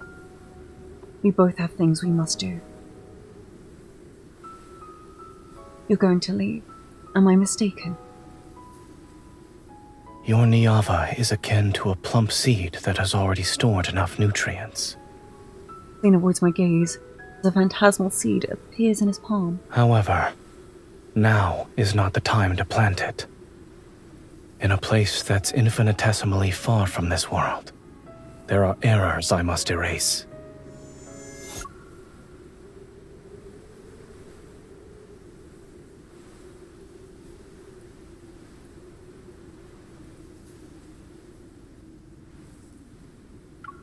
In a place that is infinitesimally far from this world, there are errors I must erase. Okay, Master of the Universe Theory. He closes his palm. When he opens it again, golden light has gently enveloped the seed. Well, to be honest, the principles of the Master of the Universe Theory were already succeeded and fulfilled to a very mass amount with him being the god of annihilation. So, why did I get what I wanted, but my heart is shaking so badly? Like, I literally feel like my bones are feeble and breaking in heartache. He closes his palm. When he opens it again, golden light has gently enveloped the seed. The proper soil shall only appear when those errors are gone.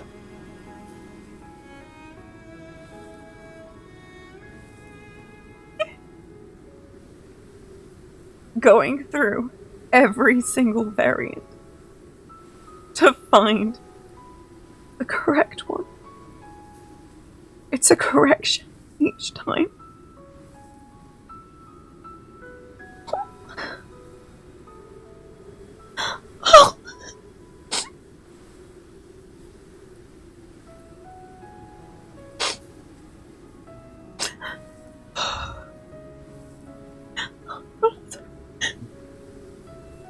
It has to have existed in a linear path for it to operate how it does now. And if the future is overlaid onto the past, time is interactive and linear. It's a correction each time. It all entwines with the conjunction of the timelines into a singular reality. There's nothing wrong with mortality, but the punishment is twofold. It's a warning and suppression. All fractals conjoin to the core like a snowflake. But it's also a loop, overlaying again and again, to get to the core principle in each fractal.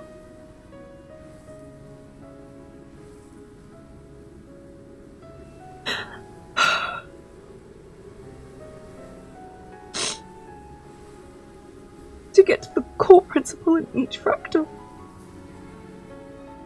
Until it's variable.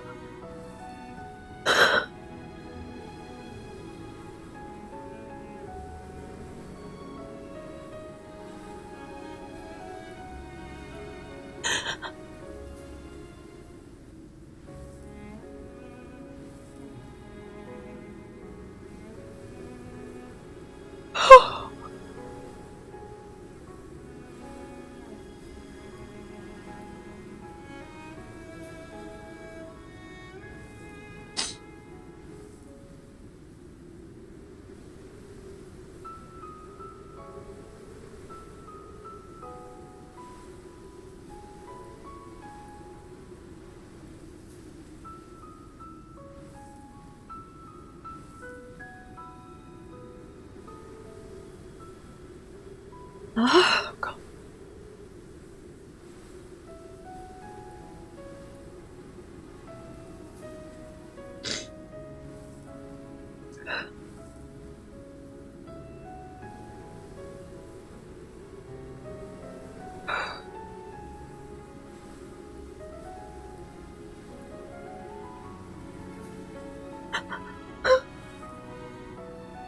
I'm sorry, I just...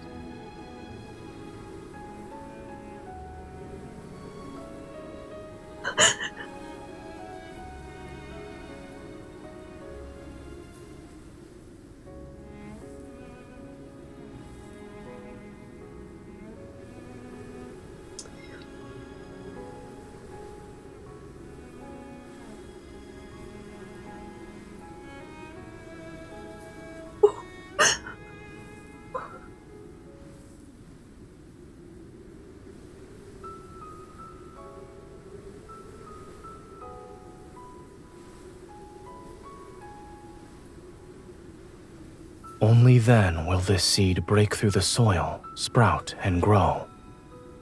The time you spend in Niava will seemingly last an eternity. You'll be happy. Those distant grand stories leave hissing, as if they were a single leaf gently falling. The weight they have in my heart is heavier than the mountains. That's what you need to do.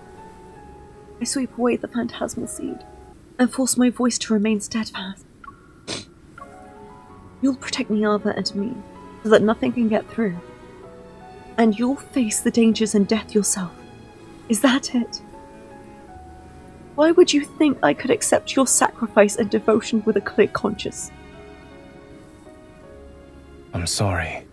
No, you're not. But even if it is selfish, I shall always make the same choice. He presses down on my hand. As golden light flickers, an object emerges from beneath our overlapping palms. The Destiny Stone! Panic floods my heart. I struggle desperately to break free, but my body won't move. Zayne, if you erase your name from the Destiny Stone, you'll disappear forever, and never be able to return to Niava. Familiar golden light pours out from between our intertwined fingers, and the power within my body surges. On the black stone tablet, surrounded by golden radiance, Zayne's name is being erased bit by bit. No! You promised to carve your name. You were the one who wanted me to stay by your side forever. This is not how your selfishness should work. He looks at me carefully. His focused gaze makes me feel as if he wants to etch my appearance into his memories before fading away. From now on, this world no longer needs me. I hate him. Fucking day. Divine Tower. I rush back to the Divine Tower using the shortest amount of time.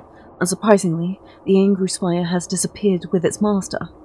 My footsteps echo through the vast hall, yet when I realize I'm the only one in this tower, an enormous emptiness engulfs me. It's like Zayne had never existed. It shouldn't be like this. It can't be like this. I catch a glimpse outside. I stop and look at it in disbelief.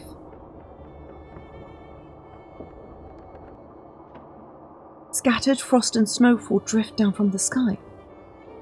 Your Niava doesn't have snow. The world's still ending. It must be Zayne. He's going to protect Niava. I must find him right now. I almost stumble as I run behind the altar and turn the mechanism hidden beneath the floor tiles. In the small room beneath the altar, the golden Yanzu that once carried me through Everlost is huddled in the nest I built for it. My apologies. I kept you confined for so long. This is one of the preparations I made in advance. Once Zayne leaves, I will never be able to track him down again. I contemplate my next move. I can only rely on the Angru Spire. The Golden Yanzu can't exist without the Angru Spire, which means I shall fly to it no matter what. And that's where Zayne is. I cradle the Golden Yanzu, cut my fingertip, and let my blood drop onto its sharp beak. Take me to Zayne.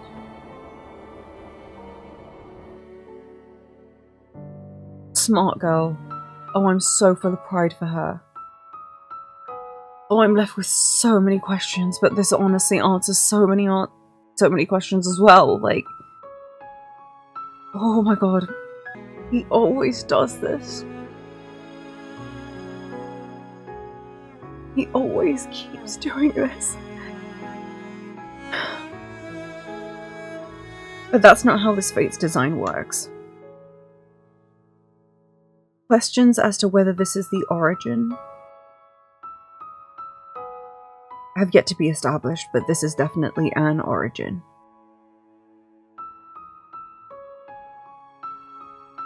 But first I need to see how it ends. And I'm so... part of me is...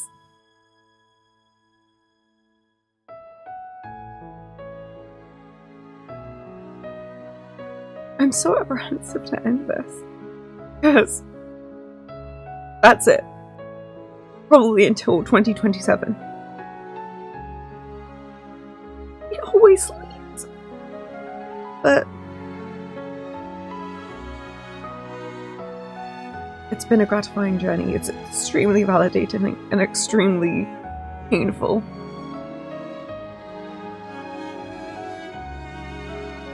But I think I have faith that however this ends, it will work. It will. I just have faith in how they've written her that they will make this worth it.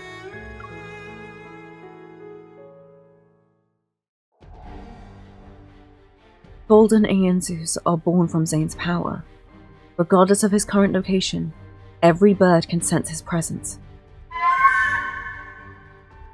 The bird I brought back from the Aengru spire staggers before flapping its wings.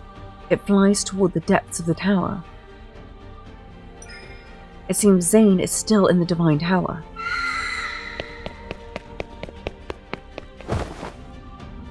When my foot touches emptiness, the sensation of weightlessness follows. Is the door open animation?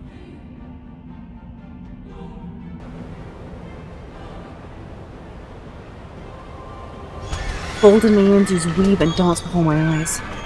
The sight doesn't surprise me, but there's no river paved with golden dust this time. The rapid descent doesn't cease. Golden threads from the birds' mouths crisscross, interweave, and extend into fragmented images. My snow won't melt. Promise me you won't cry anymore.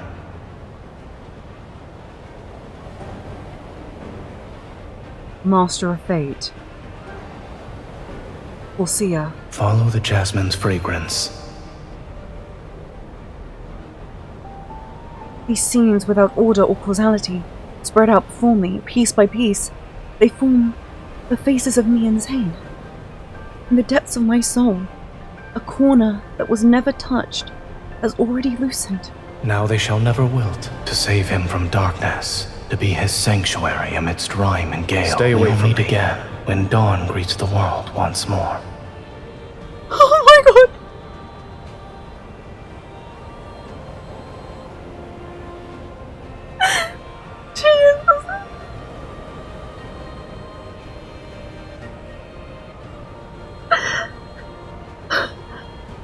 She is the celestial savior. Oh god. Oh god. Everything came true. Everything came true. He's immobilized by black ice crystals. He's holding an umbrella beside an ancient tree. He's in a field of white flowers. He's in an endless expanse of thorns. He's under a green aurora. He's in front of a gravestone in a cemetery. These fragmented images flash rapidly before my eyes.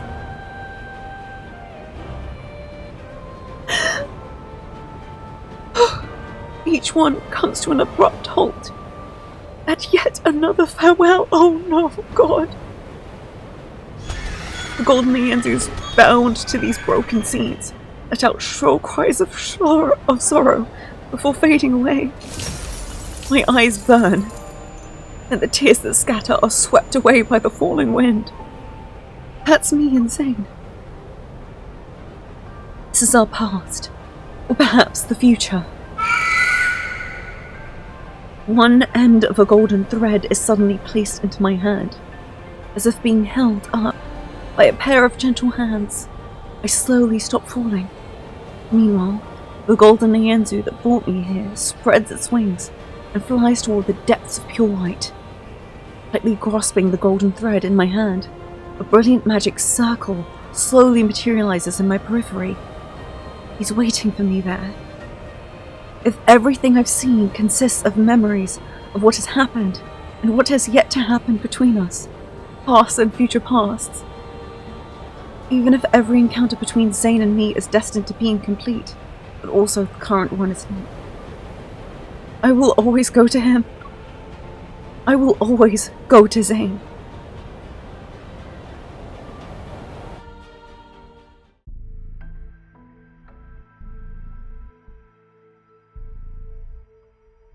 My gaze, overwhelmed by light, slowly recovers, yet I feel like a suspended wisp in this overly bright white room. Zayne is standing in front of more than 10 tablets made of materials I've never seen before. Images I don't understand flicker across from them. He's here, but he can't see me. Aingru, perform another calculation. I have received the command. Conducting calculation attempt number 271,828. Wait, 207,828. Most canon fucking lives. The images on the tablets change rapidly in silence. Countless calculations flow across them. Holy shit, holy shit. Z0905 has been successfully calculated. His birthday, Zayne 0905. Beginning simulation of Route Z 0905 solution. The simulation has failed. Based on historical data and model parameters, no successful pathway exists. The optimal solution is the predetermined plan you have previously inputted. No evacuation of life forms is necessary.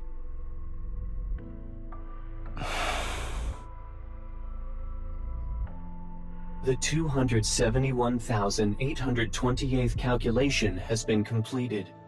All pathways converge on the same result. The margin of error is 0.00000000001%. Should I flag the fatal flaws in this pathway? That won't be necessary. He lowers his gaze. His fingers trace those cold images before finally falling to his side in silence. In all the time we've spent together, I've never seen Zayne reveal a complex, indescribable expression. My heart feels as though it's being squeezed by an invisible hand.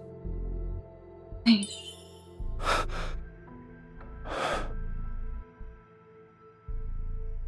What? You're allowed to hide everything from me, but I'm not allowed to catch you off guard for once. Zayne, you're up! Before I can release the rest of my frustration, I'm pulled into an embrace. You shouldn't have come here. Why should I listen to you? I want to counter with the fiercest tone I can muster, but the uncontrollable hitch in my voice makes my words sound unconvincing. Stroking his back, I feel Zayne's warmth. It's real and tangible. Time passes. As for the amount I don't know, before those images vanish, a bell-like sound rings out. We slowly return to our senses and gradually let go of each other, as if we woke up from a dream. Neither of us speaks for some time. Then my frustration gets the better of me, and I can't help give him a good poke. I told you that mouths are for explaining. I asked you so many times and gave you so many chances. I didn't give you permission to leave. I didn't give you permission to leave me. It was wrong of me to keep secrets from you. Yet you always do. However, separation is already the best outcome for us. Every single time? Says who? I hate separation the most. Nothing about it is good. I grab Zayne's hand tightly to prevent him from trying to abandon me again. Niava is the world I'm meant to protect. No matter what happens, I should be the one standing on the front lines. Even if the only possible ending is destruction, I refuse to let you face it alone. Alright. Damn me with this whole fucking world. We'll meet in another one. Then stay here with me. I breathe a sigh of relief, and take in the strange, mysterious scenery around us. Are these the errors you mentioned? The ones that need to be erased? It's not just these. Zayne traces a faint pattern in the air. 2 circles, each a different colour, yet partially overlapping, immediately appear. This world exists separately from Niava, but both coexist within the same universe. The fate of destruction has already descended here. It won't be long until it has no connection to Niava. Why is it giving me flashbacks to the 5th dimensional diagram that I did? He cuts through the boundary connecting the 2 circles. The black circle gradually disappears without a trace. Only the golden circle is left behind. Thus, the last connection between Niava and this world will be severed like that. If it disappears, then Niava won't be destroyed? Something to that effect. As for where we are at the moment, you may think of this place as my divine tower. You're just not a god in Niava. You're also a god here. The ground beneath our feet shakes without warning. It sounds akin to rumbling from underground echo from outside the room. Be careful. When Zayne pulls me to his side, the shaking stops. Is your divine tower collapsing? Yes. This place is already in ruins. It could collapse at any moment from those kinds of tremors. In the pause between flickering lights, Zayne pulls open an inconspicuous door in the wall and leads me through. We hurry out of a pure white room as the sounds of debris and cracking echo behind us. Before us stretches a long dark corridor where wind whistles through fissures in the walls. Its mournful reverberations resounds. We're heading to the top floor. We need to disrupt the magical array there. Only by completing the separation of the 2 worlds can the Angru Spire reconnect with Niava. You're accompanying me, yes? He takes my hand and begins walking through the dim corridor. Along both sides of the passageway, there are flickering lights that barely illuminate our surroundings. Everything is dilapidated and decayed, as if it had suffered through chaos or an instance of ransacking in the past. I don't know what my foot touched, but the wall in front of me suddenly flashes with scenes I've never seen before. My lord, why do you no longer show us mercy? You have already seen us in the ruins. If even you have abandoned us, then is there anything left for us to believe in? Are we not devout enough? Have you decided to stop answering our prayers? Save me, my lord. I don't want to die like this. The sounds from the images on the wall reverberate against my eardrums. Shocked, I grab Zayne and stop in my tracks. And all those angry, desperate, anguished faces turn toward the same person. Zayne, They once claimed this world as their own. There are more secrets hidden behind his straightforward words, and the fragmented light casts shadows across Zayne's profile. Do you want to continue listening to this story? It might be a tale that will tell me what I've always wanted to know. Everything about him. If it's about you, I want to hear it. All right. Each display cycles through different images repeatedly. The nearest one shifts. Countless transparent tubes are arranged in neat rows throughout a massive room. All of them have symbols I can't understand. In this world, humans had no names, only numbers. Those individuals pursued maximum efficiency and discarded everything they deemed useless or detrimental to their world's progress. It's one of the books in the Fractal Library. It's the first one that was They mentioned. worshipped the principles that would make this place perfect. Principles. You taught me.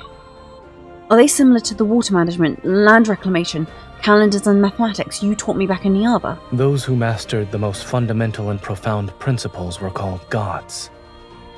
In that regard, it's very much like your Niava. So, the gods used their principles to bring their world longer lifespans and endless happiness. In the next image, healthy children grow up, and the gravely ill recover quickly. People took much longer to reach old age and die. Time passed, and in the eyes of humans, gods were omnipotent beings who granted every request.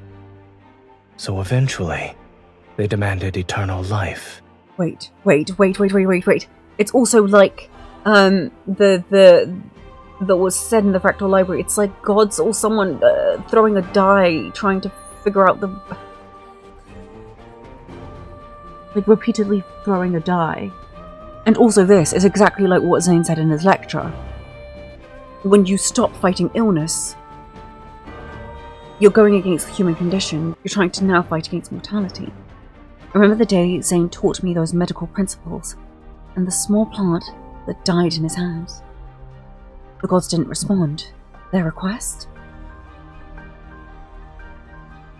In other words, what they wanted was something this world couldn't support yet. Wishes went unfulfilled. Only shattered hopes and disasters arrived. To humanity, the gods became bringers of obliteration. We can't stay here any longer. We need to go, now. He takes my hand again, but he holds it tighter this time. The corridor.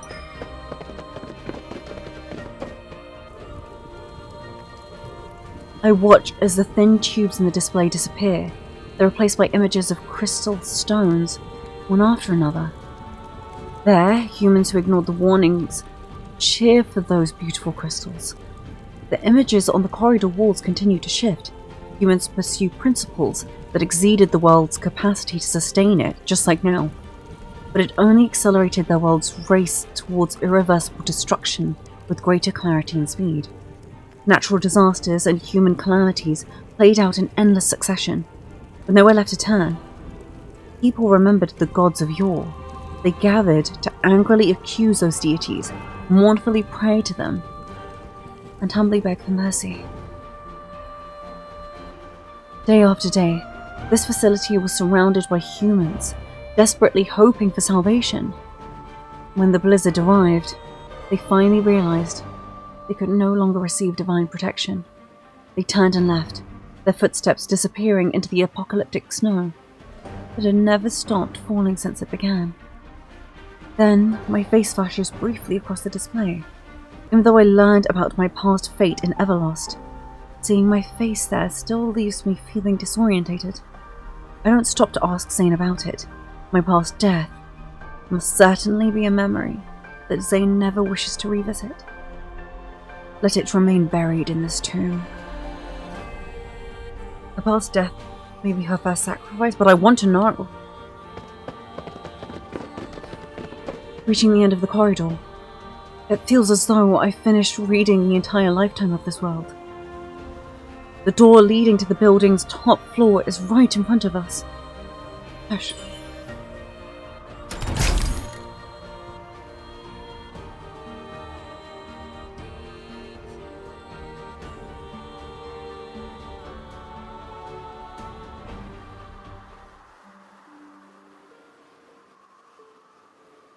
If this place was once the seat of a world's glory, then it's nothing more than a cliff overlooking ruins now.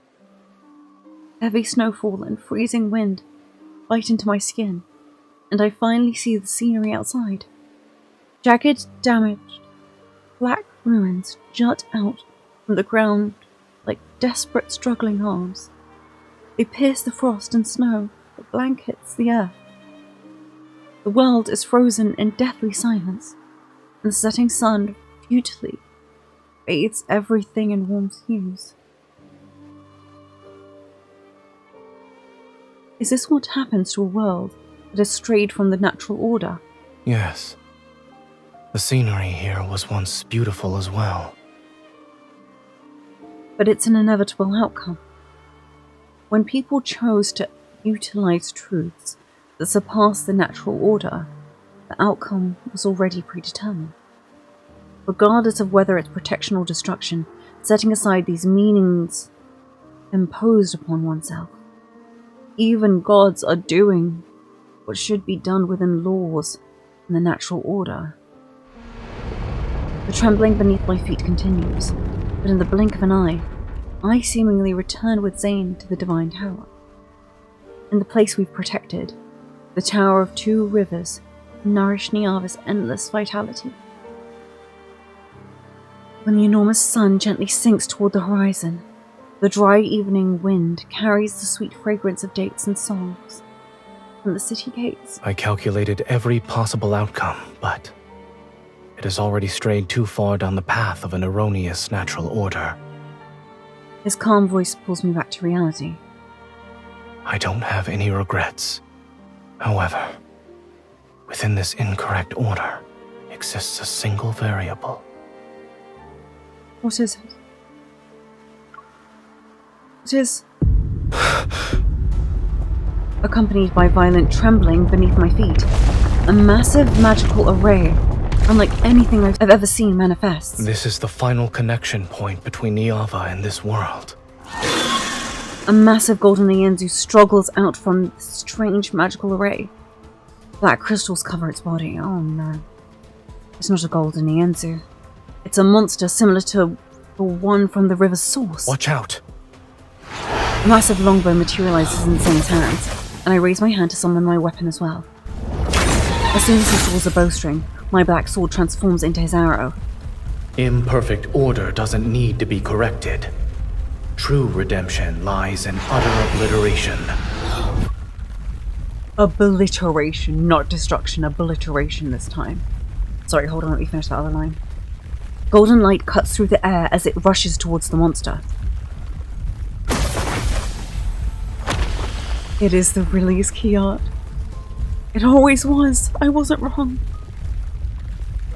After the giant bird-like creature falls, black energy fragments drift down, reminiscent of Calamity's ashes, burying an old world.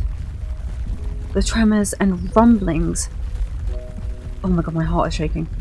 The tremors and rumbling from the world below grow stronger. They transform into ripples that destroy this facility. Zayne, is it over? Yes. The pungent scent of blood fills my nostrils. Oh god. As Zayne's blood-stained figure appears, the angry spire activates in his hand as a familiar golden magic circle projects beneath our feet. Not his song. Go. It's his theme. This is your last chance to leave. You're telling me to go back to Niava alone? You liar. Zayne, you liar. You never planned to leave with me from the start. You are correct about one thing. I only know how to bring about ruin, so I truly am unskilled at creation. The severance is complete. This world will no longer corrupt Niava, and it won't drag it down into the abyss. After this, your Niava can peacefully wait in the universe. It shall wait for when it's ready to break through the soil and flourish. In this moment, I think I finally understand. Zayne.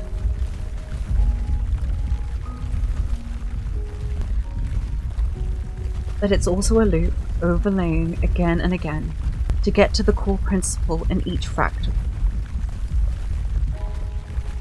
Until it's variable. Zayne, I'm the variable you mentioned, yes? To be more precise, it is my selfish desire.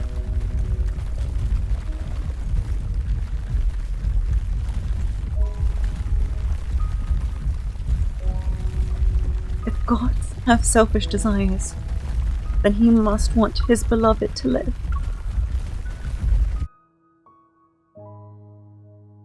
The avarice. It all came true.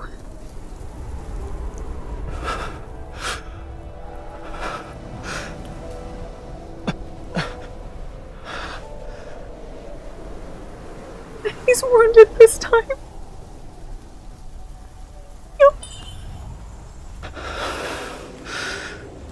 My power has been nearly depleted. Smile at me like that. Embrace him.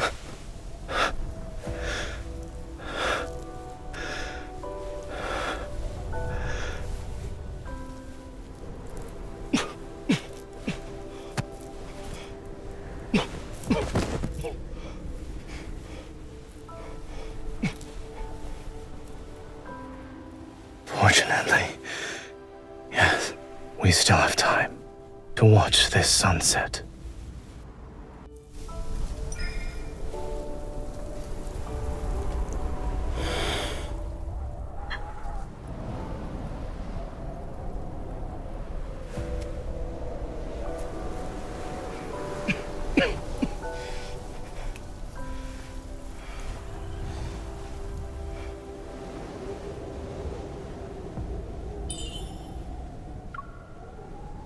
That's how this world's final sunset looks.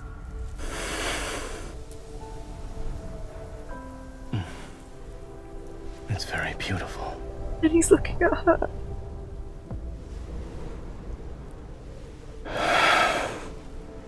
I should send you away from here now.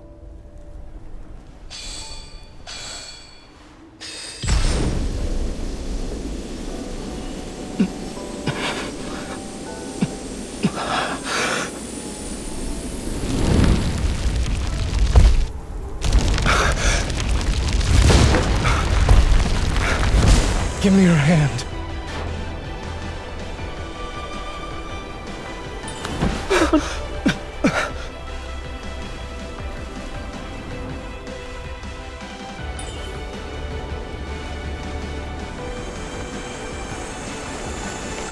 Even if it costs me everything, I shall be the one to protect you this time.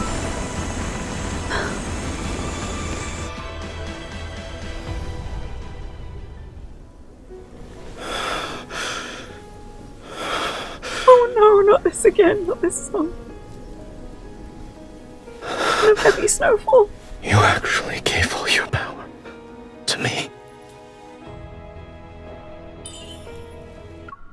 You have already given me so much more.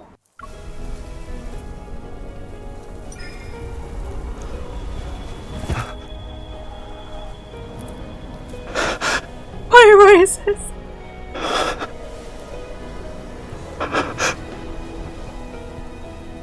Oh, he's in so much pain. Our destinies will intertwine countless times more. I wish our next encounter would find its perfect fulfillment. Will it ever come true, Zayne?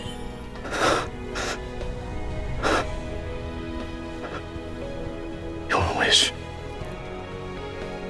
will come true.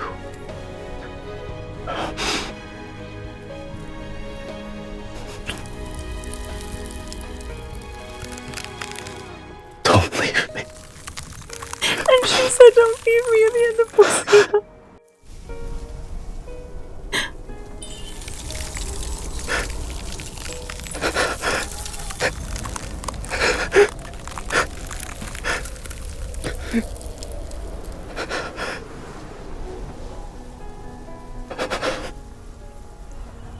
This is what he was gonna do. Before the snow stops, I'll wait for our reunion.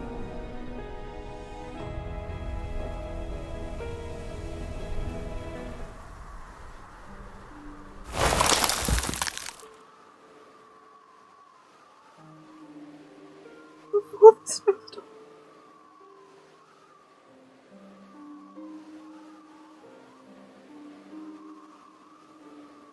Does the Master of Fate not say, I'll find you when the snow stops? Or I thought I'd find you when the snow stops.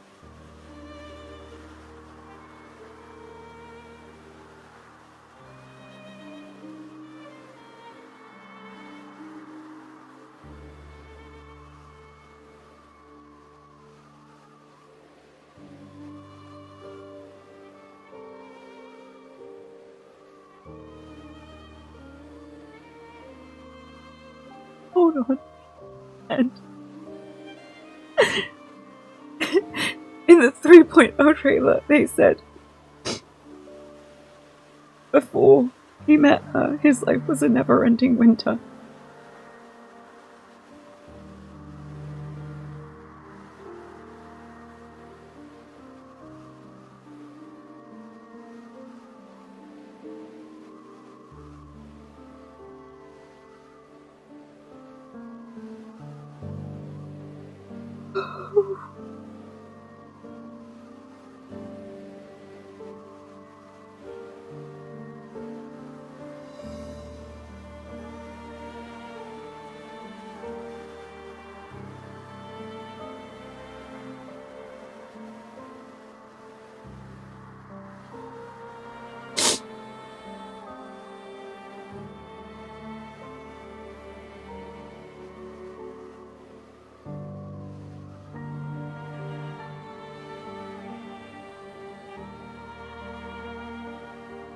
I have no tears left to cry. And it hurts because my heart feels so heavy.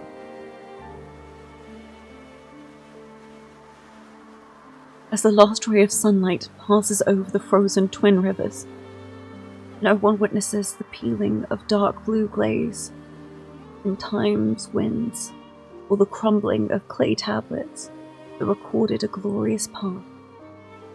No longer do devout worshippers chant the goddess's mighty name, the glory, nor does anyone listen to the loving words the deity whispered in the hidden corners of the universe. Your white swirls down from above to blanket every sound and breath of life in the world. What was once the goddess has fallen into a silence more enduring than death itself. Within the cold and quiet, she waits for the next reunion, her beloved. At the end of the tower's long staircase, the angry spire erupts, brilliant radiance, and that light instantly devours the goddess's dwelling. The divine tower collapses, and shall become one of the countless golden threads within the angry spire. The lonely deity will also step into eternity and become a silent watcher once more. Before the blinding white light fills his gaze, he turns and glances upon this world. The golden Ianzu spreads its wings, its brilliant golden feathers transforming in the wind and snow. They become as translucent as ice.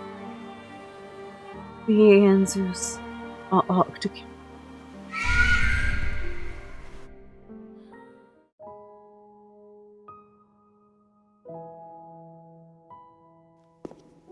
Fractal library. In an ordinary morning, the administrator yawns, rubs his eyes, and pulls open the library's weathered doors from inside. Cold wind seeps through the gap. Caught off guard, he shivers. It's cold. Fixing his collar, the administrator quickly flips the closed sign over. Why is this here? He picks up the old book, somehow fell to the ground, dusts off the cover and places it back on the shelf. The sound of footsteps fades away, and silence returns to the library. Faint morning light shines along the window frame and touches the organized shelves. On a book's spine,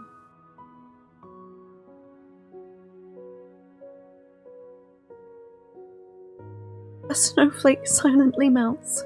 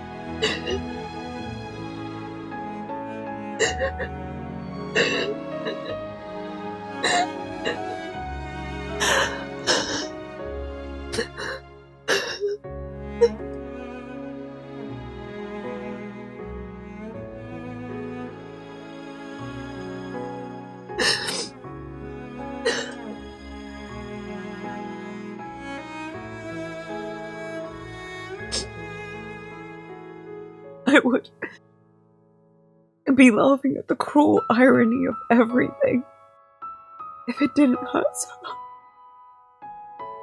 There were some aspects I didn't think they'd go into just yet, if they ever did, but everything came true.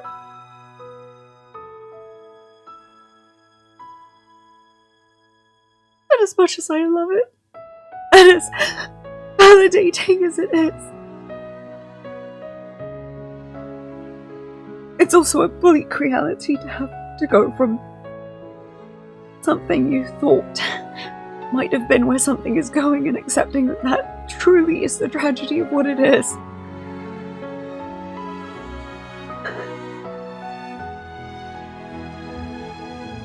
We've had so many of these.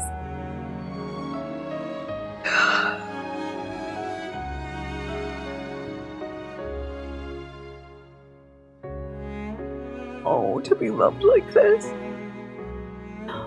Oh God.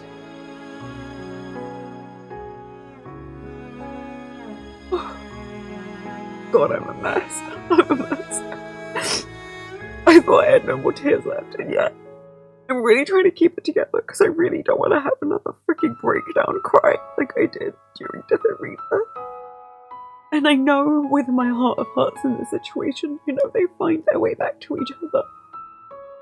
The current future is still unwritten, there's still a chance for them. But it hurts to know they've experienced so much tragedy and how much he's endured. And how much you will always find him no matter what.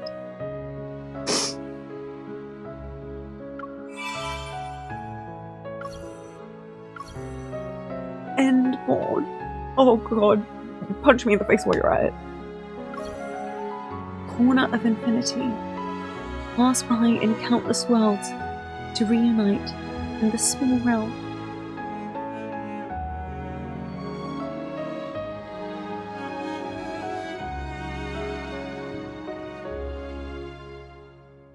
Doesn't want to keep her safe. If he saw her fall in love with others, he would just be happy. You can just, because he just, even if he's not there, he just wants her to be happy and safe.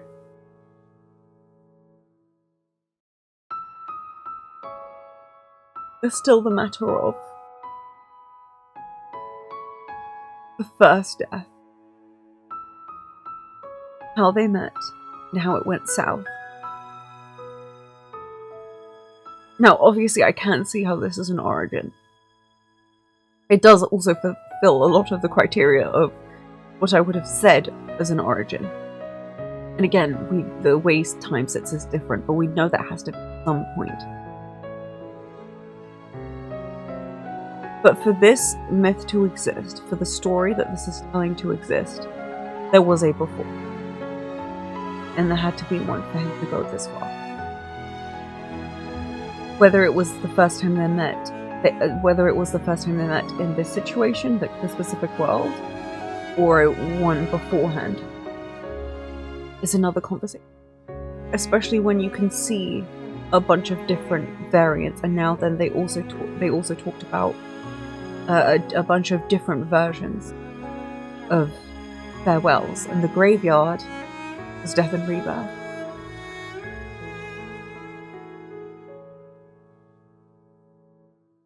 Oh, I never want to hear anyone say that the myths don't matter. No, the myths influence main story directly for every single one of them. But in Iceborne Warmth, his wish was to be by her side in that.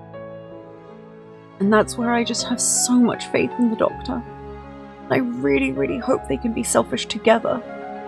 Just like the world underneath, just like he said. And fulfill what these hundreds and thousands and millennia and millions, who knows how many calculations.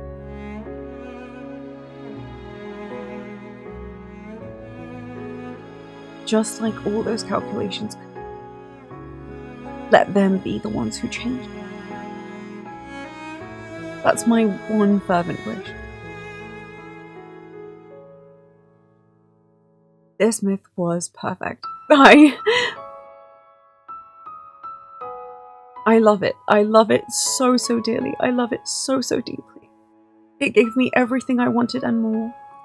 And sure, there's some critique we can have in terms of setting, but I think what it's done with what it's done conceptually, what it's created, the story, and what it's trying to say and what it illustrates, perfect. And you know what, I'm gonna say it, yeah, I think this is the best myth in the game. Like, the way it wraps into everything so perfectly, the way it works so great for Zayne's character.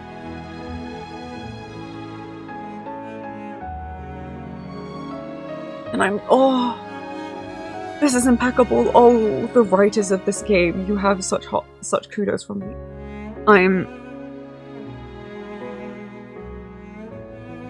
I'm so overjoyed. I'm so emotional, and I'm so overjoyed, and my makeup's all ruined, but I'm so happy, but I'm so hurt, and I'm just so everywhere, and just knowing that we probably won't see Zayne in a main story or myth moment for a very long time. But this was worth it. I would have happily waited longer, to be honest. And even though this was technically the shortest myth, the impact, the way this also further changes the functions of the universe. Zayne being a universal being. Oh my god, I got everything on. And it was good. It was perfect. It was beautiful. And how they love each other is so beautiful. All I can hope is that they do find a way to dance with each other again.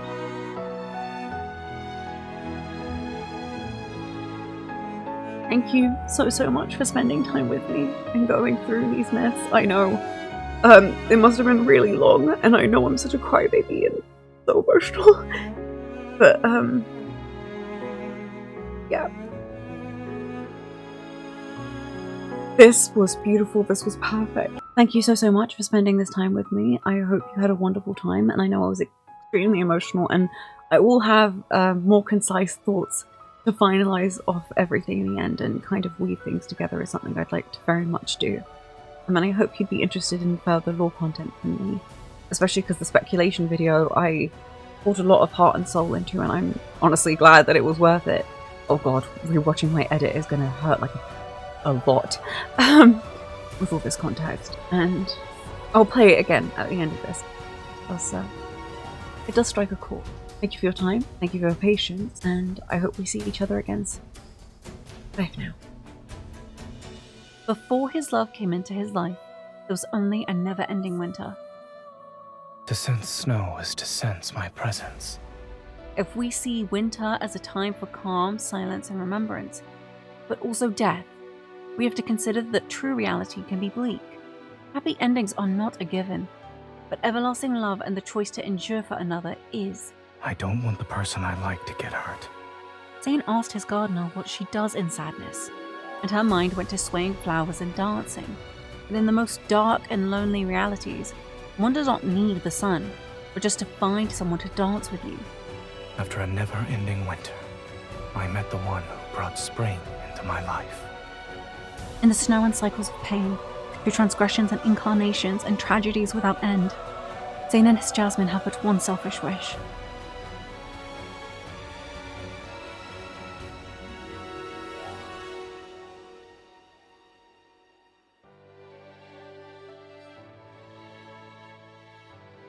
Don't leave me. To be at each other's side and endure what the universe has to offer, at the tempo of their own footsteps across deep space. I'll wait for our reunion.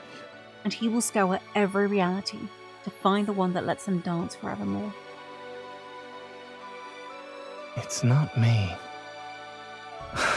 You are the variable here. My changes involve you.